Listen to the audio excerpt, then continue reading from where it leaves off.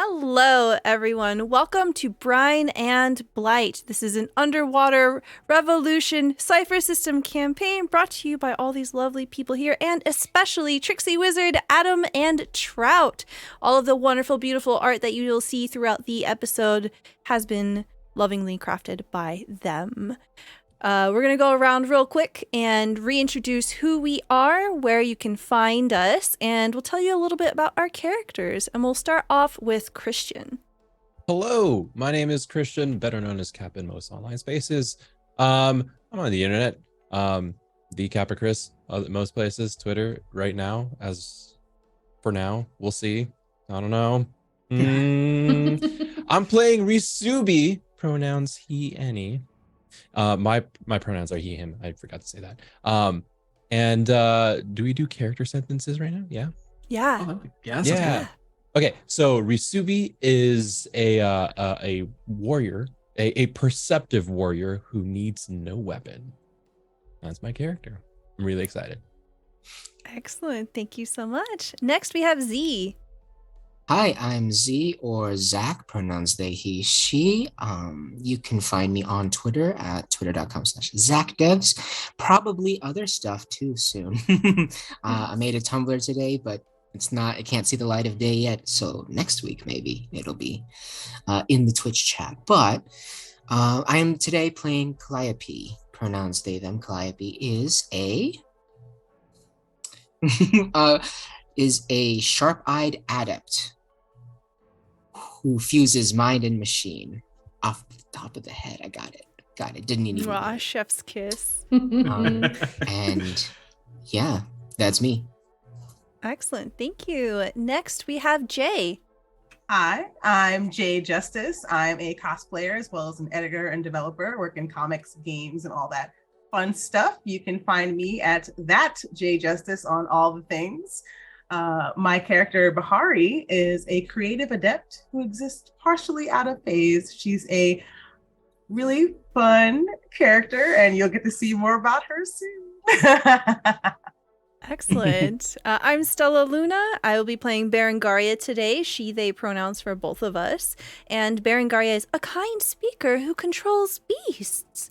And you'll meet exactly who I less control and more of ask very politely, and we have a mutual respect kind of relationship. But you'll find out more of that today. We'll hand it over to Trout. Hi, I'm Trout. My partner Adam and I make TricksyWizard comics, and we're at TricksyWizard on all the socials, Instagram, Twitter, Tumblr, Mastodon. I don't know. It's a lot more to keep up with these days now. I am playing Bunk, they, them pronouns for both of us. I am a brash sniper warrior who is wanted by the law, and they are just a live wire, they are. We'll see what happens with all the mess they just made last session. And we'll pass it over to our lovely GM, Adam. Hi there, I'm Adam, pronouns he, him, and yep, I'll be running the game tonight. And like every week, I don't know why I specified tonight. Very, very excited for us all to dive back in. So, I mean, without any further ado, if we're all ready to go. Swim.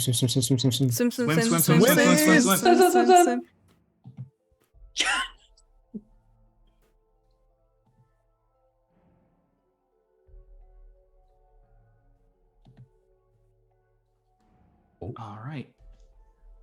Are we ready to begin? Yes. Ready. Absolutely. Let's Okay, do fantastic. it. Go. Welcome, one and all, back to the city of Marabas, the grand capital of the aquatic kingdom of Sonaspar. This seafloor city in the round, cradled in a gargantuan crater within a kaleidoscopic coral reef, has long been the beating heart at the center of all life in the Levanine Sea. For nearly half a century, however, the denizens of Marabas and the 5 reefs of Sonaspar, which lie beyond, spread across the depths of the ocean. They've all seen their lives upended, their labor exploited, their communities shattered at the hands of the Valthuran Empire, a highly militarized terrestrial nation with global ambitions and ruthless colonial appetites. 50 years ago, Sonaspar's last king signed a fateful treaty with Valthur, an act of political desperation that ceded crucial footholds to the imperial regime, and in the succeeding years, Valthur gradually tightened its iron grip on Sonaspar until it became little more than a satellite state, a colony in all but name. Above all else, Valthur covets coralite, the distilled essence of magic that lies within and beneath the seafloor kingdom's uncanny magical reefs. For decades, the Empire has exploited every possible avenue to extract and refine coralite, strip mining the ocean floor to power their machinery of war. Today, the city of Marabas lies in the shadow of a second city, the floating Ostara complex, a sun-washed alabaster citadel and a monument to Valthuran power and decadence. A colossal vertical pipeline connects the upper city of Ostara to the Oasis, a central tower of stone and steel that rises from the heart of the capital. Constantly, there is a siphoning of vibrant, liquefied coralite energy that shoots upwards to the surface through that pipeline, and its brilliant glow casts the capital below in this technicolor hue, which has led the populace to mirthlessly nickname the pipeline the Torch. Last time, on the eve of the 50th anniversary of the so-called alliance between Valthur and Sonaspar, we met our principal players. We learned the circumstances of their daily lives, and we watched as all that mundanity, drudgery, and passivity went up in smoke. We met Berengaria, the schoolmaster, a kind-hearted merfolk whose profession sees her struggling against imperial policy to try and protect the wildlife of Sonaspar from industrial exploitation. We met Bahari, the unorthodox scientist, a manta ray merfolk whose research into the nature of coralite and the blight that spreads in the wake of its extraction doesn't always fit within the imperial narrative of mutual prosperity. We met Calliope, an enigmatic android of Valthuran construction, whose impulse to aid those in need without question or exception sees them always on the move, treating the sick and the injured with whatever supplies they can get their hands on, legally or otherwise. We met Risubi, a rainbow-hued mantis shrimp who prefers to let his massive wrecking ball fists do the talking. His motives remain shrouded in mystery, but no one can deny that he gets results. That is, until he's pitted against a giant experimental Valthuran mech. And finally, we met Bunk, a topsider, a reptilian from the surface world, who seems to move through the underworld of Marabas like a remora on the belly of a shark. It was their scheming that saw Valthur's self-congratulatory parade develop into chaos as they remotely detonated a small explosive device and destroyed a ceremonial statue in front of thousands of onlookers. Speaking of chaos, let's What? Oh, God. let's dive right back in, yes? Hey. Come on. So, I need to When set we- up like a sound cue of just water splashing. Yep. I'm Yes. just Yep. letting I the can get on production that. side down here. Yeah. No, you quit it. nonsense. How All right. dare. Please continue. Sorry. No, we're good. We left off in the immediate aftermath of that detonation of Bunk's makeshift explosive device. Now here, smack dab in the middle of downtown Marabas, amid the towering tide scrapers of the Central Ring, what was meant to be a stately and orderly ceremony full of pomp and circumstance has rapidly collapsed into panic and pandemonium. All about the Central Ring, heavily armored submarines, aquatic tanks, and other assorted military vehicles sit idling, their weapons seemingly left unloaded for this ceremonial occasion, but all around them, there are dozens of squadrons of Valthuran aquatic infantry scrambling into diamond-shaped formation, scanning the throngs of scattering bystanders for any sign of suspicious activity. Above, in the mezzanines and balconies which were affixed to the Oasis Tower, the dignitaries, ambassadors, and government officials assembled for prime viewing have been hastily escorted into their interior chambers, ushering all of them away from public view. All of them, that is, except for you, Berengaria. You had vocally resisted being corralled, and in so doing, you roused the frustrations of a particular Valthuran Marine captain. Even though his almost opaque face shield and his rebreather helmet kind of obscured his face, you could see the cracks forming in his calm demeanor. And now, all at once, You see his expression turn from frustration to bamboozled surprise to panic and confusion. And it doesn't dawn on you precisely why until you register that, well, there's a subtle, strange shift in the color and texture of the world around you. Hey, Bahari, could you describe for us what precisely Berengaria sees as you have encircled them in your phase-cloaked fins? Once you're out of phase, it's like you're not moving in the same plane of energy as everyone around you. You are connected to the coral light, and you can feel your like groundedness with the energy that you're used to as someone who can control beasts, as someone who has an innate connection with the world around us. But it's like you're slightly ahead or slightly behind, you're not sure, of everyone else. And so you can see them and you feel like you're suddenly separate from them in a way. And that's when you realize that they can't see you because they're getting angrier and angrier, but it's not directed at you. It's all around you. You can kind of feel the energy of everyone around you and their emotions, but you can't interact with them. That's what it's like being out of phase. Oh, it's like a slipstream. Yeah. I'm really sorry that I had to do this, but I was worried they were going to hurt you. If we don't move, they'll think we left, but we're still here. Oh, should we lower our voices? No, I think they can't hear us either, but I'm just really, that was kind of scary. That was terrifying. I wasn't sure what I was going to do next. I wasn't sure either, but I just knew I had to come here and make sure that you would be okay. I don't trust them. Oh, I don't trust them either. There's too many of them and they're being quite rude. I just don't think they care about anybody down here. I have to agree with you. They only care about themselves. Now, Bahari, you're not certain how long you can maintain this phase shift without being detected, and you certainly know that you can't move Berengaria anywhere to safety without breaking this stealthy maneuver. Exactly. For his part, the Marine captain, after a moment of stunned silence, looses his sidearm and rallies the officers under his command, shouting into his little shoulder-mounted comm unit, 39th Infantry, form up on me, weapons free, we have lost a VIP. And all at once, like voices coming through. There are, like half a dozen and then more other infantrymen kind of swimming in their sort of aquatic gear. Of course, they have like flippers built into their uniforms, and one kind of comes up alongside and she says, "Copy, where's the subject?" Nowhere. They just disappeared. They're in the wind. Fan out. They can't have gone far.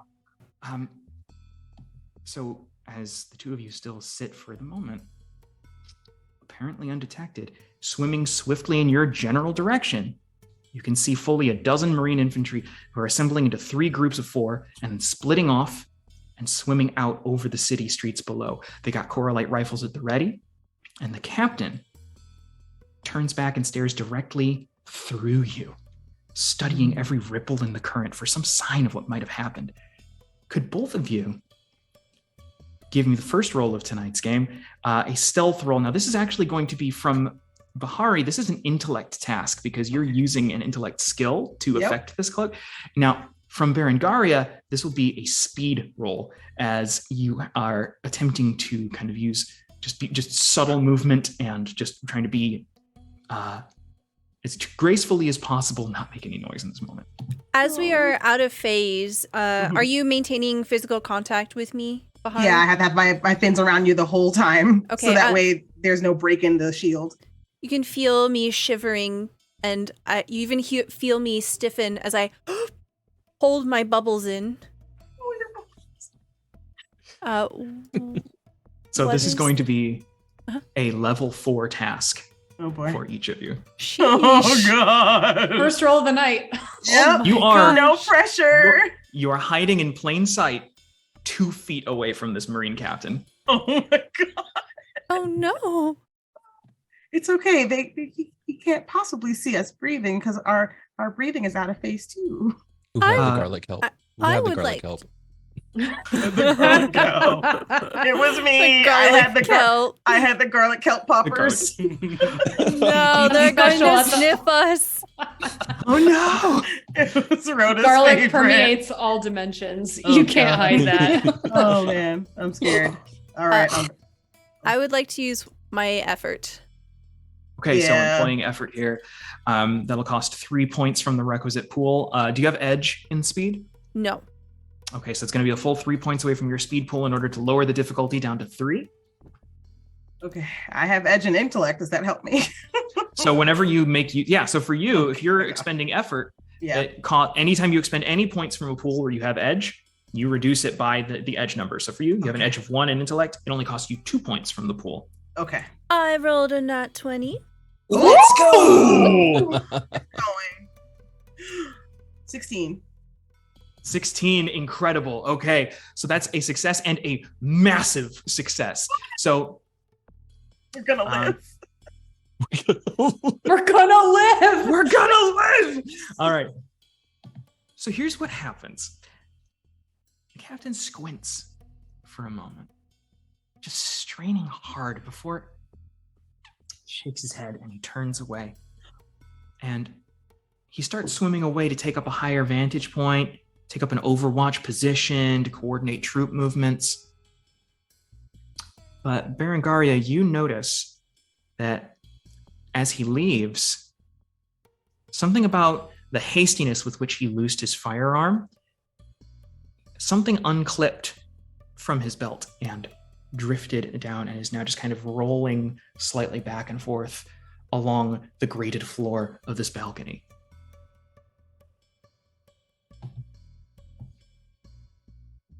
I try to reach out and pick it up. With that nat 20, I'm just going to give this one to you. Oh, Just one hand refaces. Yeah, What- one, what yeah, is that? like reaching out from underneath the phase cloaked fins of Bahari's sort of manta fins. They're just one small like humanoid arm erupts out of nothing and snatches and pulls it back in.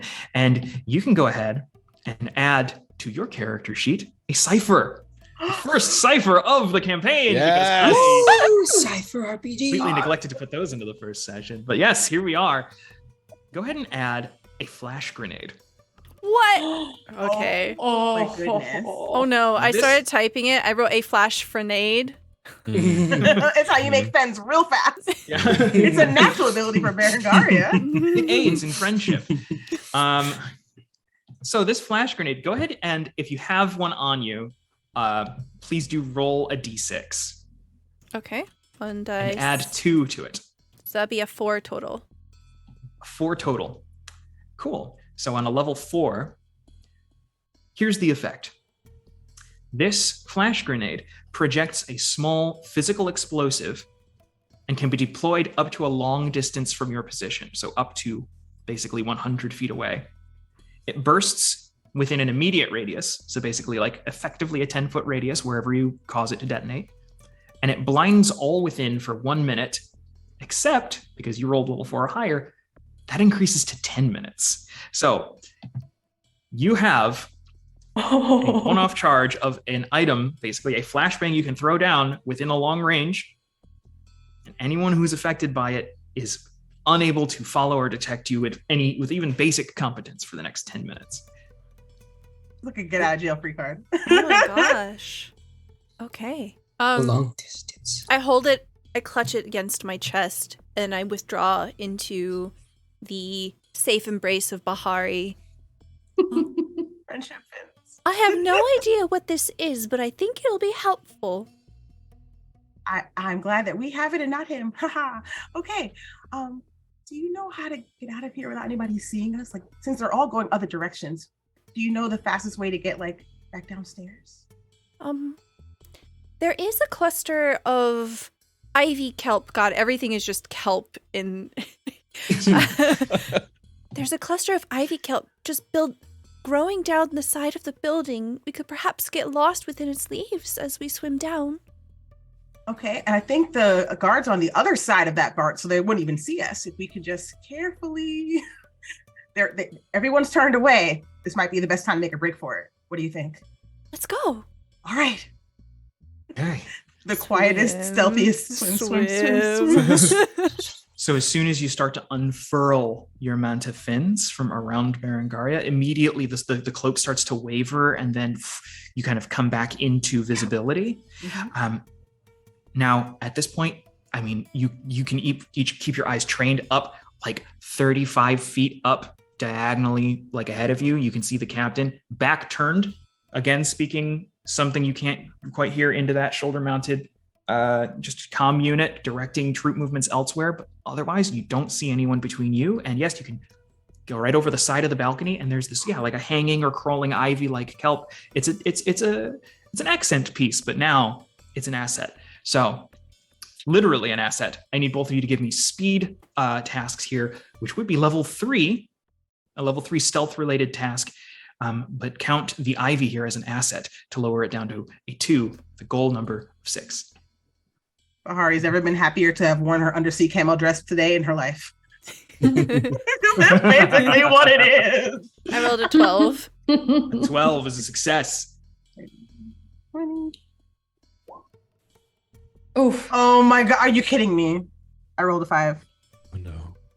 Oh wait, did I roll the wrong die?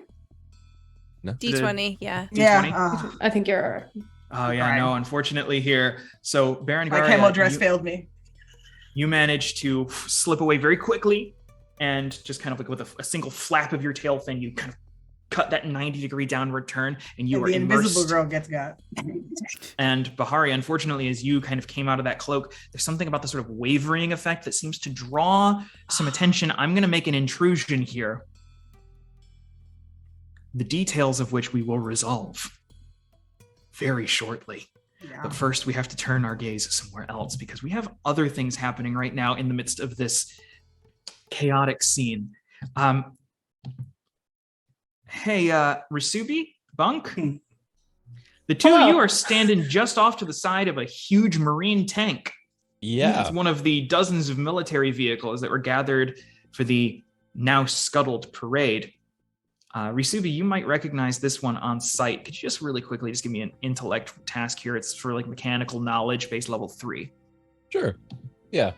Base level 3. I've got. Is that accounting for my general knowledge? No, I'm giving you the base level here. You have general knowledge and mechanical design. Go ahead and lower that down to 2. Cool. Submit. Easy. Easy. Risubi, this is an HMV-32 Armatus marine weapons platform. I mean, that's a truly remarkable piece of mobile artillery. It's got a main Coralite cannon that can fire armor and Coralite barrier-piercing plasma rounds at a range of up to 1,000 feet through turbulent currents. Thankfully, this one is not loaded up with any ammunition at the moment. Okay.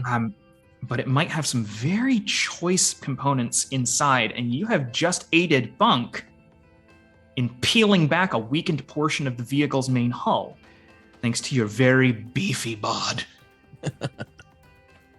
So, Bunk, you have now come within arm's reach of your prize, a military-grade Valthuran engine core in pristine condition, practically factory sealed.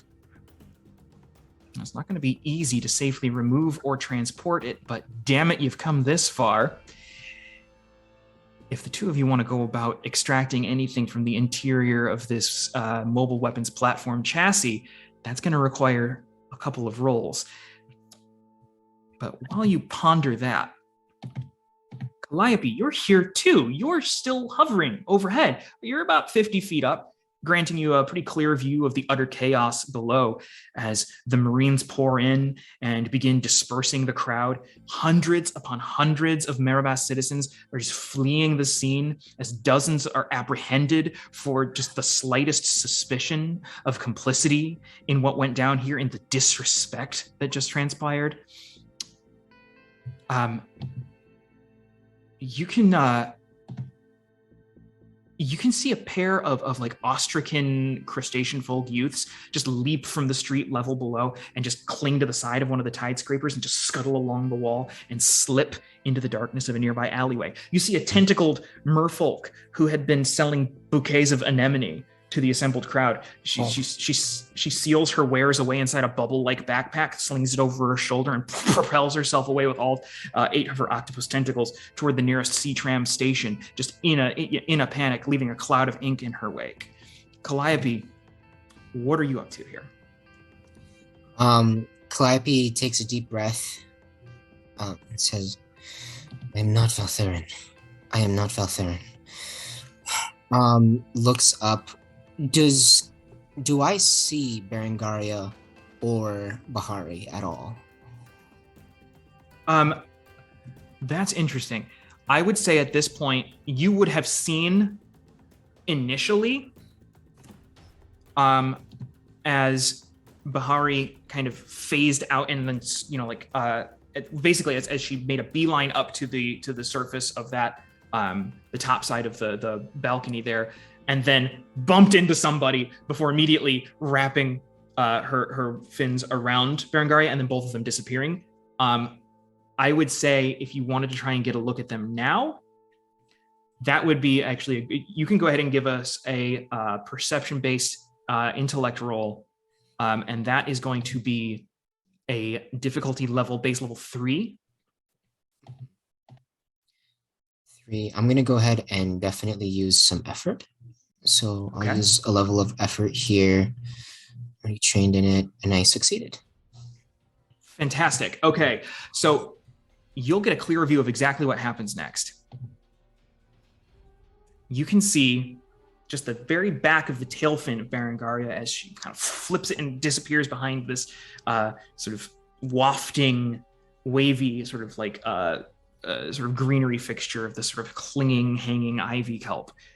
And you also see, as Bahari attempts to do the same, and she immediately draws the attention of that captain who had been looking over his shoulder and barking some order into his comm unit.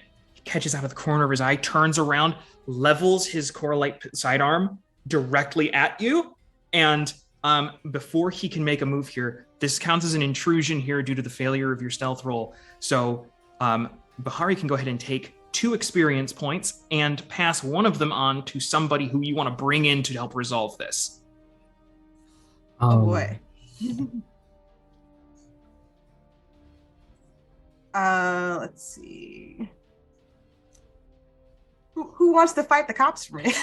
There is Everybody, literally everybody. There is one character who can reach you immediately. Mm-hmm. And I was thinking that Calliope would tell them. Okay. All right, you're up. Let's go. All right, so if you're bringing Calliope in on this to help resolve the intrusion, that means one of those 2 experience points gets passed right over to you. So Z, go ahead and apply that to your character sheet. You have an experience point now. And how is Calliope being brought into this as this tension rackets up? As soon as Calliope sees that, they're going to kick up the speed. The turbines on their shins just go full power, and they zoom right downward towards Bunk, because they know that Bunk can line up a shot faster than they can move it over there. Oh, incredible. And you are within short range. So You'd see too, like, the spear is like wedged in the engine. I'm trying to like fulcrum this thing out as you're like coming up to me. Mm. So do I have to do anything in regards to getting to Bunk as quick as possible, or? Honestly, you don't have to do anything out of the ordinary because you were within 50 feet of Bunk, which means that's your movement. You can move as an action up to a short distance. So yeah, you're there. You close the gap. What do you do? Yeah, you hear like a thunk as Calliope gets down onto the tank. Hello there. Bunk. Remember the battle at Razortail Hill? I look very longingly at the engine. All right. I pull out my sniper rifle. Yeah. I'm gonna get to work on whatever Bunk was doing. Just Oh, it was horrible. Like that's Incredible. I'm Bunk not strong enough to do what I was trying. Whatever Bunk was trying to do, they were not going about it with any amount of finesse. We will return to Risubi in just a moment. Let's resolve this intrusion real quick. Bunk, Calliope has landed hard down onto the surface of this tank chassis and informed you in shorthand here, you know exactly what to do. You can level your rifle of this pretty unique sniper rifle along the chassis of the sort of like the firing turret of this mobile weapon. Now I am going to ask for a couple of quick rolls. Sure. First is perception to line up the shot. What's that? Calliope's going to be helping specifically with the perception because Calliope will immediately point it out and like will kind of like back up onto Bunk and like point with their shoulder so that Bunk can line up the sniper rifle in line. I'd say this is potentially not the first time we've done this, or probably not. Yeah. Yeah, remember the Battle of Razorhill? Yeah, vividly. Everybody remembers. Everyone remembers that. What a common reference. Yes. So, so Bunk. Yes. First is going to be a perception, and this is going to be a speed task. I can do that. See how quickly you can line this up. But the perception is basically to see if you can line up your reticle. It is a base level 3. All right. But yeah, you have an asset from help, so that takes it down to a 2. You only have to hit a 6. And let's see here. Yeah, but I need to hit this. And I remember how things went last time we did this maneuver, so I'm going to expend some effort too to dig deep, quietly to myself. Just, I've seen the beast's insides. I know its entrails. And I will lower that difficulty to 1. Oh, okay. Target number 3 to line up the shot. Perfect. Simple. Oh, yeah. A 16 easily beats a target number 3. And now make an attack roll as you lay off the shot. You fire off, you just pop off a single bolt of coralite plasma. Perfect. Attack roll just speed for me again with the sniper rifle, yeah? Yes, it's speed related because it's a ranged attack. Because of this amount of...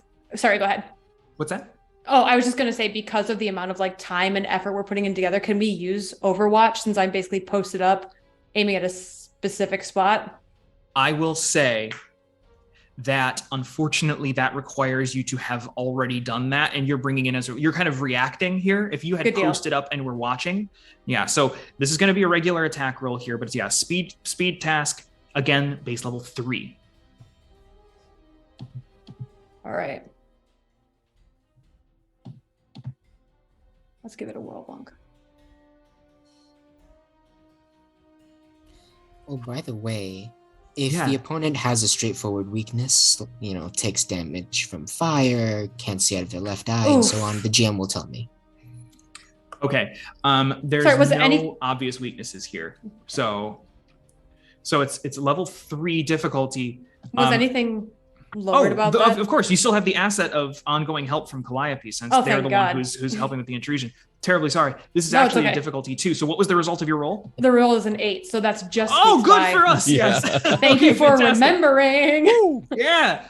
Describe this here as the bolt finds purchase here and like what does it look like as you take this shot? Yeah, it's basically the gun is slung, like I have it tucked into my shoulder and it's balanced on Calliope's shoulder, and I'm just following the arc of their hand pointing at my target. Specifically, I've lined it up, and all I hear in my ears is not water, not bubbles. I hear breeze over sand. I'm not even underwater anymore, and I take a clean shot.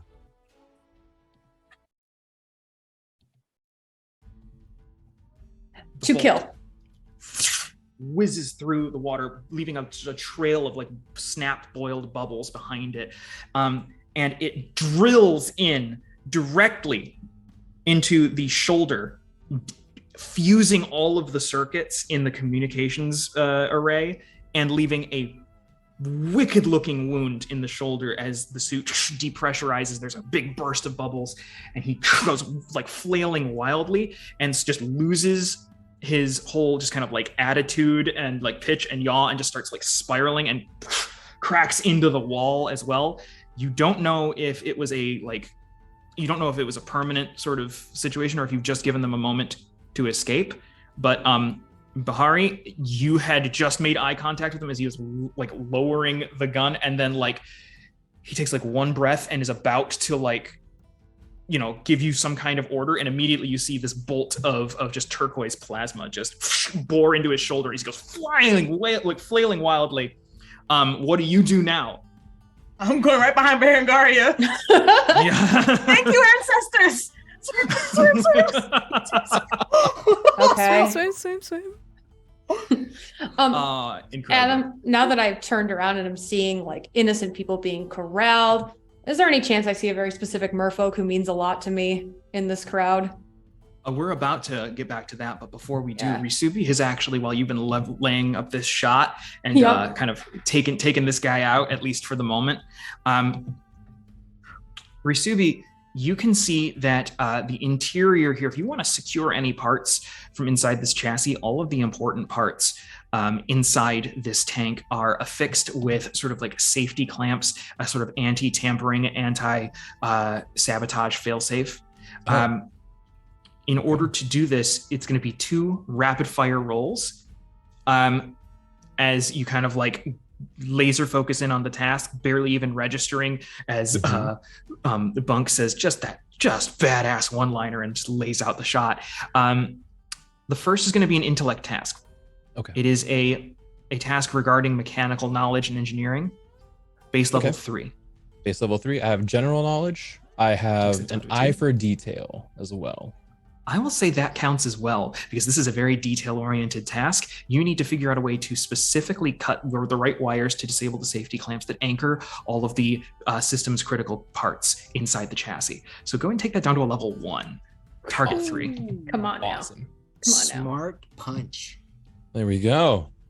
There we go. All right. So I know exactly how to bypass and get around these safety installations and get all the necessary parts that I need, and hopefully help out Bunk in the process. Fantastic. So the first is a success here. Next up, as you see all of the safety clamps kind of retract and kind of fold on their hinges away, kind of leaving free.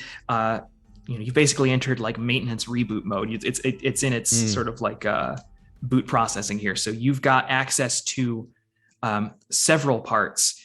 However, the next is going to be, again, regarding mechanical knowledge. It is going to be a speed task, level 4, to try and extract a single piece of your choice.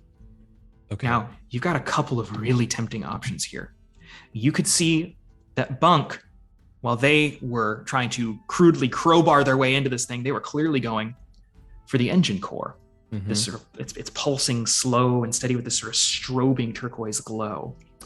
But there are also a couple of other very interesting. There's an sort of like ablative force field unit, as well as a very easily repurposable sort of shock coil unit in here as well. Shock coil unit. Okay, and I know exactly what that can do. And you said a speed task. It's a speed task regarding mechanical engineering knowledge, level 4. Okay. I'm going to use my mechanical knowledge, apply eye for detail, in just making sure that I am precise with extracting this. What was the second thing you said? Not the engine core, and not the shock coil. Not There the shock is coil. an ablative force field generator. I like that. That sounds awesome. Okay. So I'm going to apply these two skills, if that's okay. Taking that down to a level 2, target number 6. Okay. Yeah, and I don't have any effort or anything for speed. Yeah. Okay. Submit. 9. Another success. And so what this looks like is while Calliope and Bunk are dealing with the shot, I'm going to swim over the opening and allow like get down to it so that my the appendages that come out of my chest, the actual arms that can grab and do stuff and not punch can access this. And it's a very quick like almost typing and twisting and pinching different parts of the circuit boards and moving stuff aside. At one point, like a small screen, like a touchpad opens up and it's like a boop, boop, boop, boop. And and at the end of it, I'm able to twist and unlock what this force field unit. Entry accepted. Thank you. Yeah, you remove the upgraded force field unit. Go ahead and add this Cypher to your equipment here. Ablative force field unit. Yep. Now this is going to be another situation where just to randomly roll for the level of it here, go ahead and roll a d6 to determine just how intact it is as you have removed it. D6, 4. 4. For the next day, whenever you use this, for the next day, you become surrounded by a powerful force field, granting you a +1 to armor for that duration. Okay, so when I activate it, it's for that day, or is it exactly like this day right now? You can basically like crush this thing in your grip to basically like trigger a one-time, 1 day long +1 to armor. Got it. Thank you. Oh yes, of course. Oh. So let's go ahead and return here though to the task at hand, because while you were engaged in a little bit of industrial sabotage, pretty much everyone else was involving themselves in attempted murder. So Calliope, you see as the bolt pierces the captain's shoulder and he goes spinning out wildly. Berengaria and Bahari, you're able to ride through the undulating sort of waves of this ivy fixture to get all the way back down to street level. You are on the sea floor. You can disappear into the crowd. And both of you had actually locked eyes with, I believe, Calliope before, so you would know where to find them if you wanted to try and regroup. Meanwhile, Bunk, you were asking, is there a certain merfolk here who means a lot to you, who had been dragged into all of this? Bunk, honestly, not even specifically. If Bunk sees people being unlawfully detained, they're going in. Oh, hell yeah. Well, first things first, Rhoda had been tailing Calliope basically this entire time. Love it. She swims on down and like gives a long look up towards where that bolt fired. You can't tell whether or not she saw exactly what you did. She puts a hand on your shoulder, Bunk. Well, Bunk, I can't say I didn't expect this would happen. What in the hell are you doing here? Can you get out of here, Ma? Okay, you don't have to tell me twice. Listen, I know no good deed goes unpunished. That's why I usually don't get involved. I leave the hero shit to you. You just make yourself scarce and I'll meet you back at the bar. I don't want them to be able to put a face to a name with you. Do you just know everybody? Back. Yeah, it's my thing. And she takes off. Wait, how do you know her? How do you... I'll explain later. What is the delay? People are in trouble. Yeah. You don't got to tell me twice. And I would like to level another shot at, someone messing with some street urchins. Oh, fantastic. Not the same street urchins from before. They are not here. They specifically, we're not putting them in danger.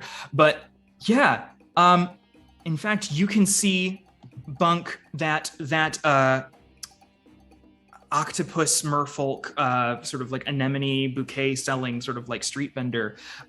She had been taking off and was trying to take a shortcut through one of the alleyways to try and make her way towards one of the C-tram stations to kind of book it out of this district. And you can see that several of the units of Valthuran infantry have posted up to create military checkpoints on the major roads, and several others in smaller groups have started to filter into the major alleyways to try and reroute people and keep anyone from getting away without going through those checkpoints. And you can see she's being detained by 2 of them right now. I'm going to look at Calliope and Rasubia. They're going to take a lot of people in. They're not going to come back out. You with me or what? We're strong enough as 3, but we'd be stronger as 5. 5? Who? I have friends. I have friends now. Can you believe? I have friends up there. It's not entirely shocking given your cheery demeanor. Oh, thank you. I'm known for it. I have 2 friends up there. They're also in danger of being detained. If we can get them, they're both very skilled. One of them does cool science stuff, and the other one is incredibly nice. It doesn't sound as useful as, sniping, but it's actually incredibly useful. One of the nicest people I ever met was also the bravest, so just I point me in a surprised. direction. And right about this time, Bahari, Berengaria, bursting through the crowds here. Again, there's just this tumult as people are scattering, being dispersed, and the two of you, Berengaria in particular, kind of hard to miss in a crowd sometimes. So as the two of you come up for the first time in at least several days, the five of you are assembled once more in the shadow of a hulking, now partially looted tank. Oh, Bahari, I know these people. Friends. Hello. Barry? Hi, Bunk. Barry. Howdy. Why does everybody know each other? Oh. Risubi, you in fact recall that this particular cluster of 5 individuals, this isn't the first time they've been gathered. I don't remember their names. Oh, you don't know who the hell they are, but yeah, these are all somewhat familiar faces. But yeah, there's kind of a small sort of eye of the storm moment here as the 5 of you kind of huddle in the shadow of this tank, as there's just overhead you can see just diamond formation, Marines swimming along trying to take up their posts, and you can see all manner of civilians just booking it, trying to get out of Dodge. If y'all want to make yourself scarce, now would be the time if you want to get gone, but there's people going to be detained and it's my fault. I got to get in there. Your fault? What do you mean? Maybe we could talk about it later. You're right. Let's go. Yeah, it just hits Bahari that like this is a really dangerous time to be on the streets. He stares hard at Bunk and then rolls their one eye and says, "It's dangerous to pop out the top, especially when they're looking for us. If we pop out the side, we can leave at full speed without getting choked up. Risubi, I watched your fights. I'll admit, I know a thing or two about you. Can you punch a hole through this thing and get us out as quick as possible? Or even, could we bring it with us as cover?" I'm just gonna, just to confirm, I'm gonna try and punch a hole at the side of this. Is there a door like a locked door that I can just whack open? Imagine something similar to like a treaded sort of just like overland tank, but instead of tank treads, there are these 10 sorts of like discs that basically through core light energy kind of almost like a hovercraft keep this thing like idling several feet off the seafloor. But it does have that same main sort of like, it's that roughly rectangular shape and then the sort of swiveling head with the main cannon. Punching your way through this would be quite a feat. Is there a bottom hatch that I can whack open and move this and like help move this thing from the bottom? Interesting. If like you wanted a Flintstones scenario. Oh my god. You had me at Flintstones scenario. If you want to, you can attempt to force open the sealed hatch to get to the inside of the marine tank here, and then attempt to try and push it along while it's kind of idling here. This is going to be a might task level 5. Got it. Okay. Cool. I will do this. I will apply an effort to it. Can I do something to help? Oh, what is it that you're planning on doing to help, Berengaria? As we're all kind of like gathered here, it doesn't matter if you're listening or not. I begin a small speech in the background. Oh my god. And I would like to be like, there are people out there that need help. And as you can see, with the help of Bunk, we were able to escape. So now there's 5 of us. Could you imagine what we could do as 5 for the people that need our help? And I'm going to use anecdote. Incredible. So good. Hark and listen gesticulations are really what got me. So I guess if you do pay attention, you basically get to treat the task at hand as if you're trained in it. As long as it's not attacking or defense. So in this case, it's the spirit of being helpful and doing the things you need to do to be helpful. mutualism and cooperation. As so this is an active ability. You just expend a couple of intellect points, and as a result, Risubi, I don't know how does this like resonate with you, like as you hear that they're kind of like just giving basically just like this rousing speech a testament to the power of cooperation. You're kind of scuttling your way under a like hovering tank and readying like a 1 foot punch. Yeah. Honestly, like this is the first time that I've had the pleasure of working with anyone on anything, at least for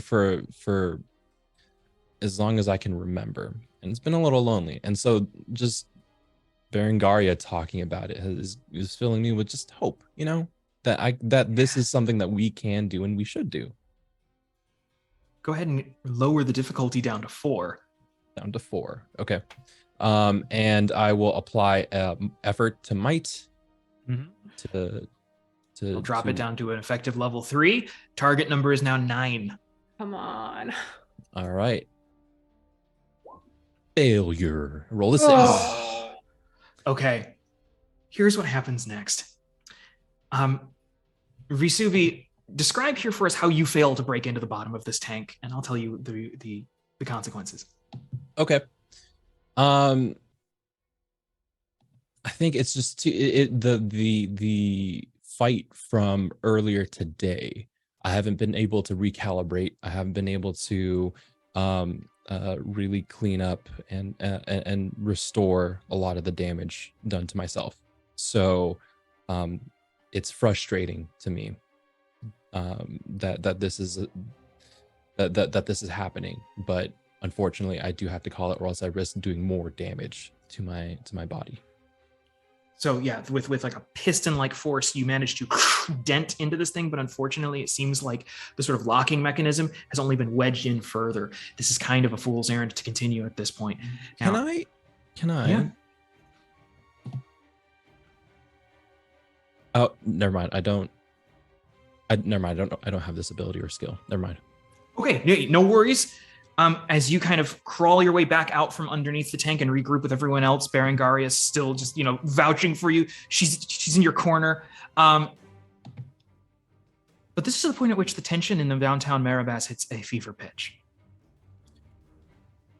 Risubi, I'm making a bit of a GM intervention here. Sure. As a sudden chill sweeps over the teeming crowd. The video screens plastered over all of the tide scrapers in this sort of seafloor Times Square, which had displayed the Viceroy Cadmus Kairoulis' hollow smiles and empty words, now show only the Valthuran insignia, a crimson V over a black background. Every honored guest in attendance has long been shuffled away, and dozens of Marine infantry units have spread out throughout the central ring, around the oasis, blocking off most alleyways. They've set up checkpoints on all major roads and sea tram stations. But, Risubi, anyone who knows the Empire, they would know that this isn't the extent of what they would respond with, that this is only the beginning. Mm. And sure enough, with a blaring foghorn-like roar of its massive engines, the flagship of the Imperial Submersible Fleet makes its appearance descending from on high. Its silhouette is cast against that of the sprawling Ostara complex even further above. It's the HMS Regalicus, and it is absolutely immense. Like a tide scraper plucked from the ocean floor and strapped with enough propulsion and explosive ordnance to level half the city. It hangs overhead at a great remove from the action. Its dozens of spotlights begin sweeping through the city center, assessing the situation from afar. Have I? Risubi, Okay. you can tell that just before it's too late, that one of the main spotlights is sweeping right over towards the position of all of your companions here. I've seen this thing before, or no? Oh, It's rarely deployed from its dock, from its berth at the Ostara complex. When it shows up to bring the hammer down. So go ahead and take 2 experience points here and pass one to somebody else, and then the 2 of you work together to tell me how the 5 of you are going to keep from being caught directly in the spotlight. Okay. I am going to give this to. I'm going to give this to Berengaria. The idea, there are civilians still around, right? Oh yes. Mm-hmm. There are hundreds of civilians who are still filtering out, and at this point, none of them are going to kind of slip away without being sort of searched or detained or potentially, held by Valthuran authorities. Yeah. Okay. Then in that case, so I'm going to, as it comes down and the spotlights turn on and start searching, I turn to the group and go, "We need to scatter. You," and I'll motion over to Berengaria. Me? Sorry. Yeah. "Please convince everyone to hide." And I'm going to swim off in a direction and pick up as many civilians as I can into alleyways and stuff. You're going to sequester people away as quickly as you can? Yeah. Okay. Like putting, shoving like a sea urchin into a trash can, or or behind cover or something, like finding alleyways and dumpsters and putting people into corners as I beeline it out of the area. Can I shout after Rasubi, like, "Rendezvous at the Lonely Light"? Okay. And I'll take off too. Yeah. Everybody's beginning to scatter. Risubi and Berengaria, I need each of you to describe. Risubi, I think this is going to be, I'm going to count this as a speed task. Okay. just dunking. Just dunking people with you. To see Slamming the how garbage many, bins. The And we're Oscar gonna the count- Grouch's origin story. Yeah. I'm shoving people like out of the way, under benches. Just this is not good news at all. Instead of this being a leveled task, I'm going to kind of bend the rules a bit here. Roll a d20, and then whatever the highest task you would be able to succeed at, that's the number of people you manage to get to safety. The high. So I see. whatever you roll on the d20, whatever that would pass, whatever level task that would pass, that's the number of people you save. Oh, cool. Mhm. I see. 4. Yeah, 20. You only manage to. That's enough. I just need. You get that one need sea urchin. I need to help one person. Just That's a enough. lonely little kid who is just kind of like looking around, completely confused as there's just people swimming past at high speeds. You don't know if they've been separated from their family or if they have anybody else. But you can go ahead and just kind of scoop them up and just kind of. Can I say not stuff, because it's one person, not stuff them, but keep them close with my hands close to the chest. As I bust through a lot of the debris and stuff in the way, just to get us out of the area as soon as possible. That's fantastic. You're this little kid as you're kind of like cradling them in your little manipulator arms in your chest cavity here, as you just kind of like barrel through and you kind of whip off like 90 degrees hard left down one of the sort of like spoke-like alleyways and just punch like clean through a dumpster that just goes spiraling and flying off of its sort of hinges where it was welded to the floor, and you just kind of take off as fast as you can. Berengaria, what do you do to attempt to try and save not just yourself, but your companions and anyone else from being targeted by whatever's incoming from this submarine? What I would do is I would take my staff and I would slam it so it reverberates through the area in a single. It's like a pulse that just kind of gently wafts out, and it draws the attention of people nearby. Friends, we must retreat. Go where you are safe. Flee this place. These people do not mean well for us, and I will return to you. Go to the academy if you must. My name is Berengaria. They will give you shelter. That's fantastic. I rolled a 13. A 13. Okay. I'm gonna say here that instead of this being like affecting individuals, there are, so a 13 would clear a level 4. There are 4 small clusters of people who hear you within earshot, and all of them just kind of start giving you like just feeble or furtive nods, gathering each other up and just starting to take off as you point your way up towards this sort of massive suspended campus of the Schoolmasters Academy, which hangs off of the side of the Oasis pillar. It's a clear monument, and it's at least a direction for people to go. And together they have a better shot than going alone. So you've managed to kind of cluster enough people together here. I'm going to say about 20 individuals are just kind of swimming off in that direction now. As for everyone else, I have a quick question. Yes. So just a little intrusion thing. I'm about to take off. Rasubi said scatter, and that is the most prudent thing to do in the situation, but I've just done Berengaria too many bad turns. So I look over my shoulder and I ask, will you come with me? Of course. Why wouldn't I?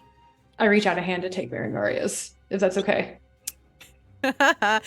You see that I have one hand in a sling and then the other is holding a staff. Oh, dear. One moment. I transfer the staff and then give you my good hand. Oh. Ouch. Just stab with a hand that hurts. It's like, ow. Oh, I'm fine. I'll be okay. Oh, God damn, every idea I ever had. I'm going to try and... So the guys who are accosting the flower seller in the alleyway, I'm assuming they have a couple of those Nausicaa-style gliders.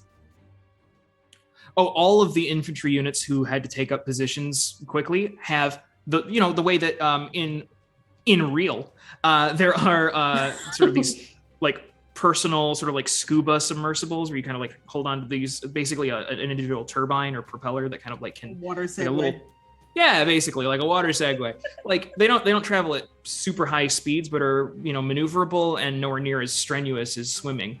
And you can see that the two of them are basically like these little Segway cops who are accosting this woman. Yeah, I want to steal their cars. Oh, incredible. Describe for me how you go about that. Do they see our approach? The two of them seem to be, you've correctly identified one of the least populated alleyways here. It's very narrow and very dark. It seems like these are the only two people there, and they're kind of preoccupied with trying to kind of bring this woman in. So I'll just look at Berengaria like, you up for a fight? We could probably take him out pretty quick, just like last time. I'll follow your lead. Great. I'm gonna for funsies. No, I'm not gonna risk it. I'm gonna just level the gun. And did you say I could kind of like destroy the Corelite core to do a blast shot and try to hit 2 instead? You can basically render yourself unable to fire this gun until you take like an hour to clear it. Yeah. You can, so basically you can turn what would be a single target shot and turn it into a cone. That's now, what I with enough distance, hopefully, I don't know where Flower Shop Lass is. Here's the problem. She is very much like it's the scene from the beginning of Howl's Moving Castle where like the two sort of guardsmen are moving. Yeah. They're kind of, there's a clear power dynamic here where they're both just like, why don't you just come with us? We're making sure that everyone's staying safe. I would like to shoot the street light above one of their heads and make it fall on them. Now that's dope as hell. Yeah. That's going to be an attack action here. Difficulty is going to be level 2 only. Mm-hmm. To see if you can hit this, and then if the damage, you see your damage is what, 6 per shot? Uh-huh.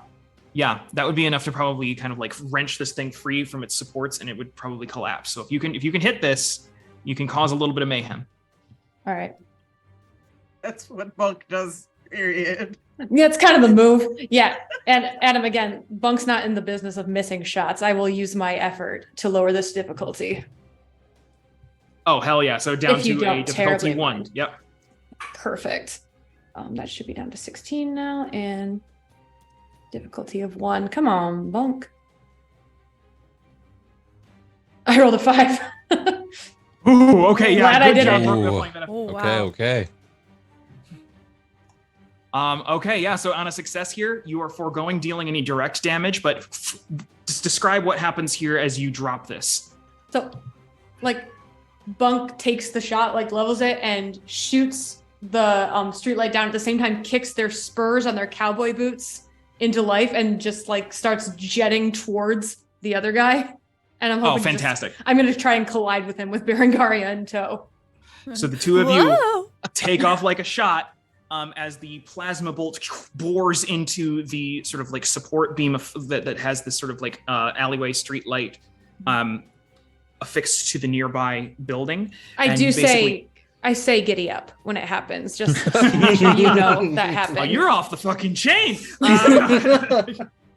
Yeah, you melt the support beam there, and the whole thing topples. And as it collides with the far wall in this narrow alleyway, and with a spark and a sputter, and the glass shatters, there's a flash as all three of them there, the two infantrymen and the flower shop girl are all kind of like, taken aback for a moment, and you rush in and just shoulder tackle one of the two infantrymen and send him spinning and reeling.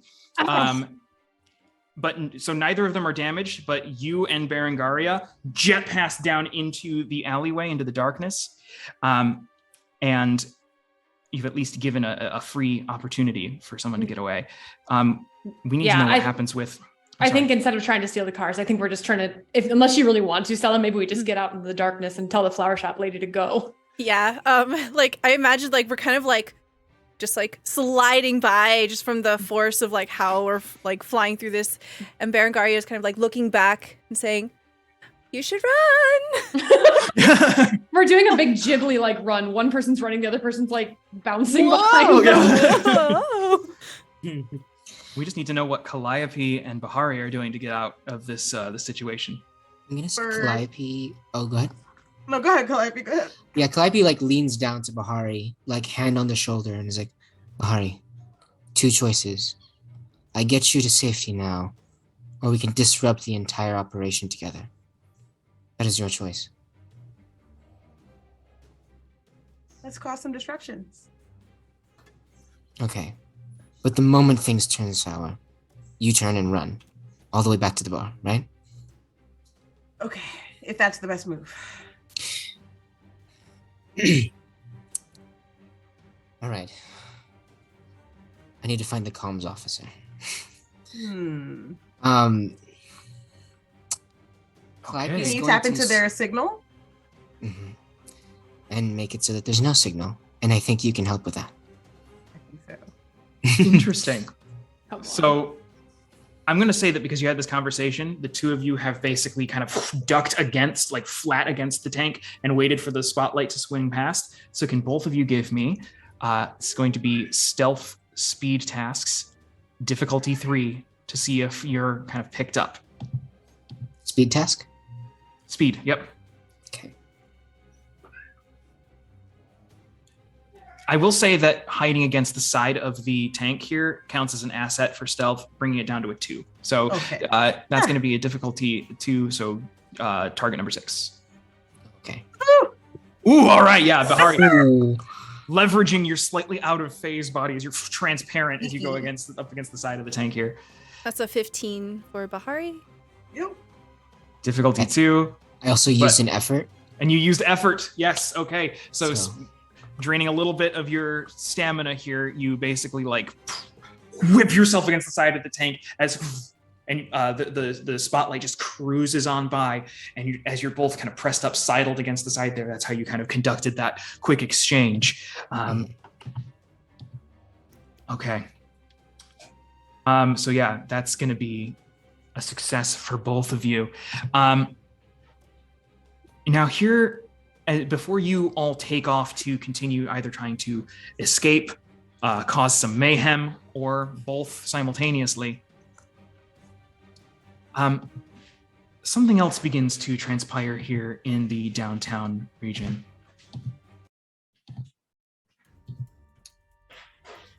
A shuttlecraft descends from the underside of the behemoth HMS Regalicus, alighting atop a landing platform on the steep slopes of the Oasis Pillar. As the landing gear deploys and the transport's sea-lock hatch pressurizes and opens, the Valthuran response to this civil unrest truly begins in earnest. Out of the shuttle come lurching a full squadron of 9 HMR-48 Hammerhead mechs, the same amphibious ride armors that Risubi encountered in his last bout at Vin Marinthos' fighting pit. They each stand fully 10 feet tall, each equipped with a proportionally oversized Coralite rifle, a heavy rifle affixed with a harpoon bayonet. And at the head of the squadron, swimming out in an undulating motion and kind of striking a very imposing position, a lone human in uniquely imposing armor, a lacquer black plated diving suit of sleek design with a fin-like cape lined in Valthuran crimson, and a full-face helm that appears almost horned or monstrous from a distance. He wields a wicked forked bident spear with a crystalline blade in the shape of the Valthuran insignia, which glows menacingly, crackling with raw arcana. Without a word, indeed with the subtlest gesture, this figure commands the heavy mechs to descend, as they all, with just minor adjustments, sort of like these jets from their sort of rear-mounted, almost like hammerhead shark head-shaped thrusters affixed to the back of each of them. They all kind of use these maneuvering thrusters to descend down and make contact with the seafloor. And they all begin hunting down anyone not filtering towards the established checkpoints. And we're going to go ahead and take a short break here and return with some heightened stakes and some potentially very dangerous consequences as you've all scattered to the four winds, attempting to evade, capture, and regroup back at the Lonely Light. All right. Amazing. My God. Please join the us. Prince of Darkness showed up. Sorry, go ahead. I know. Oh my God. I put Hey, the art on the overlay. Z, Jay, can you run? Can you run, please? Swim, swim, swim. Please join us in taking a short break. We'll be back in about 5 minutes. Thank you so much, everybody, for your patience. BRB. Welcome back, everyone, to Brine Blight. I didn't want to step on any toes here. Stellar, you want to kind of like bring us back in? Or is this fine? This is good. Hi, welcome. Follow everyone. Thank you. Goodbye. No, don't leave. Stay here. Oh, No, okay. hold on. Oh, sorry. I'm here. We have we're rejoining everyone in the midst of a bit of a crisis here, as everything in the everything in downtown Marabas has escalated quite perilously, and now, in the aftermath of what was purely a symbolic sort of detonation of a bit of public art, now it's turned into a full-on sort of militarized response, and with the arrival of a whole squadron of newly minted hammerhead mechanized infantry, we're going to have to make sure that all of you are able to safely escape, potentially trying to aid as many citizens as you can on the way out. So we're going to resolve this with a bit of a skill challenge of sorts here. I need all of you to work with me to kind of construct a sequence of events for each of you as we kind of jump back and forth, and collectively, I need you all to succeed a certain number of times before the group collectively fails a certain number of times. Any failures are going to lead to further hindrances and potential escalations and GM intrusions here that could have some very dire consequences for one or more of you. So let's kick it off as we rejoin Risubi. You are barreling down a dark alleyway. You have a single sort of lone little urchin child who was separated potentially from their family or friends in the scurrying and hurrying in the bustle of downtown. And you have you're punching your way through just like garbage bins and like loose debris as you are just kind of cutting a path. However, with the next intersection ahead, you kind of stop short, still hidden in the shadows, and you can see that there's another one of the sort of sweeping spotlights from the HMS Regalicus high overhead, just kind of like keeping a pretty tight rounds on this major city street as you're moving your way north away from downtown. And there are several postings of individual infantry units who have kind of set up a perimeter here and are trying to establish a checkpoint. What do you do? Damn, they are so fast. I want to check on this kid. Okay, yeah, so this kid who has mostly just been like kind of in shock, very just like a big spiny head and a very small kind of like wafting kind of waifish little cartoonish body, holding a very literal security blanket, just kind of grasping very tight as you kind of loose your grip for a moment here to kind of get a look at them. They are this sort of like indigo color, and they have these sort of flashing bright yellow eyes as they kind of look up at you completely in shock. Okay.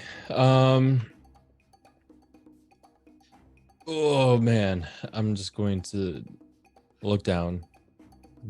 Be not afraid. We will get you home. Ah!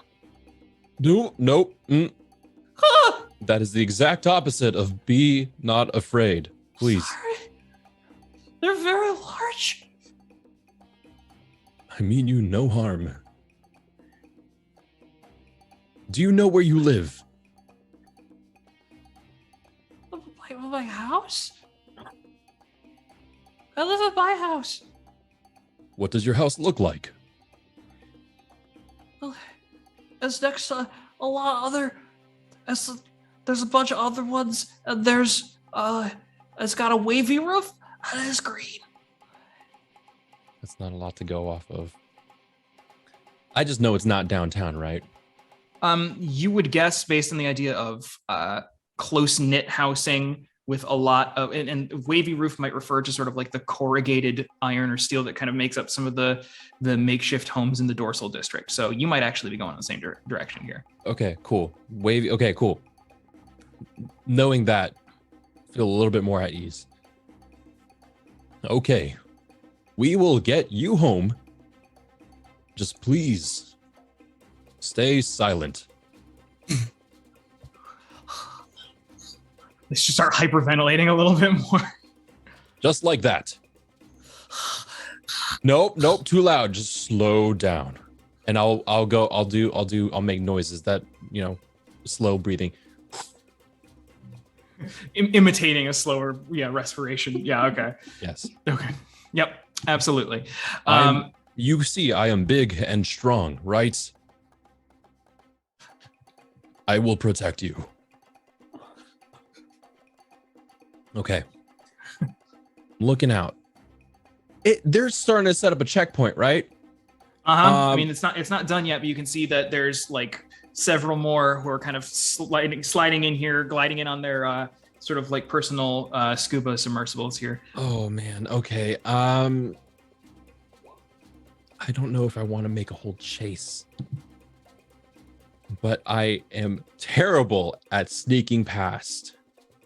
I'm going to find a lone scrawny looking infantry person. Okay. And I'm going to just try and walk past them. Okay. Yeah. Hopefully if they notice me, I can talk or intimidate my way out of the situation. Fantastic. Okay. So you wait and watch just for a moment here, assessing the situation. Go ahead and give me a perception check here. It is going to be intellect based to try and just analyze the terrain of this wide open. So it's another one of those major ring roads that kind of run a circuit around the center of town. So it's a wide street, There's a lot of sort of like neon signs. You're near the theater district here, so there's a lot of like very artistic architecture in this area too. Potential places to hide if it came down to it. So this is going to be a difficulty 3. 3. Okay. I'm gonna spend an effort on this. Okay, it's going to take the intellect task down to a level 2, target number 6. Okay. 17. Ooh, yes, that absolutely. Okay, and on a Hell 17, yeah. let's add a minor effect here. Why not? Yes. Awesome.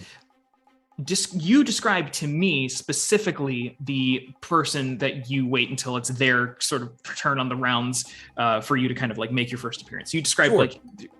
I think what's going on is they're bringing all the equipment in to set up a checkpoint and everything, and it's this dude's like maybe first week on the force or something. He's getting stuffed with all the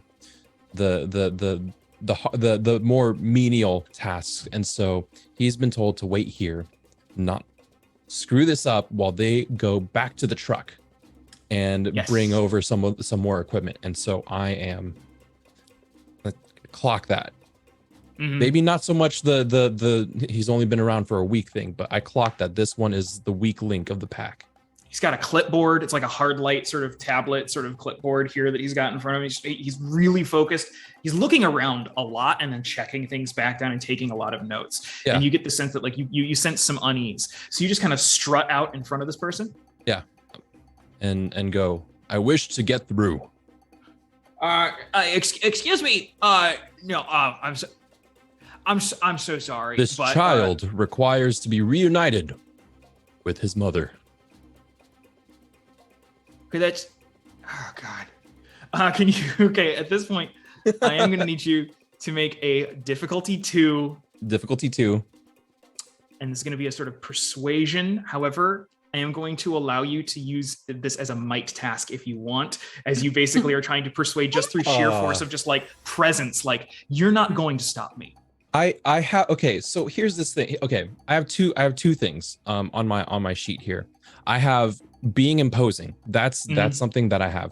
But I also have a hindrance to positive social interactions. I wouldn't call this positive, but would that still count as a I would say the hindrance basically makes it difficult for you to. I would say they would cancel each other out in this situation as you're trying to like de-escalate, which is harder for you, but you also are very imposing. So that's it's going to just be the level 2 across the board. I love that. I'm gonna say you said 2. Okay. Yep. 2. Difficulty 2. I still want to apply effort to this because this kid needs plot armor, and I'm gonna spend the effort. All right. And a 17 and again. Another 17. Wow. Okay. This kid this kid's so lucky. Plot armor. All right. Okay. That's another success with on a 17 on the die. I'm going to allow you to just craft another like minor effect here. Just tell me with a flourish exactly how this person responds to your presence here. Okay. Is there go ahead. Oh no, like, he's just kind of stammering through it. Then you.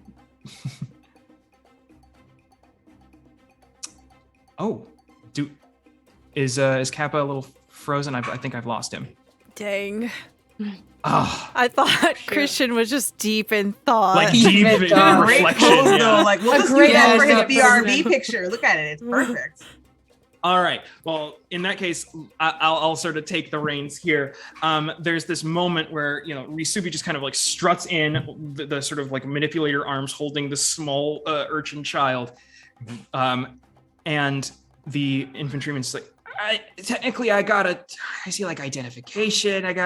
And then Risubi just kind of like flexes one arm, just like just kind of doing like a stretch, like one of those sort of like shoulder round stretches, and just like flexes the glint of the neon light off of the sort of well-worn surface of his wrecking ball fist. You know what? You're good. You just get that kid. You get that kid out of here. You have a nice day, sir. And that's going to count as a successful interaction here. He's going to go ahead and just swing right on by and put some more distance between him and the center of town. I think maybe we'll take a real quick break here. Okay, understood. Yeah. Thank you so much, everyone, for your patience, BRB.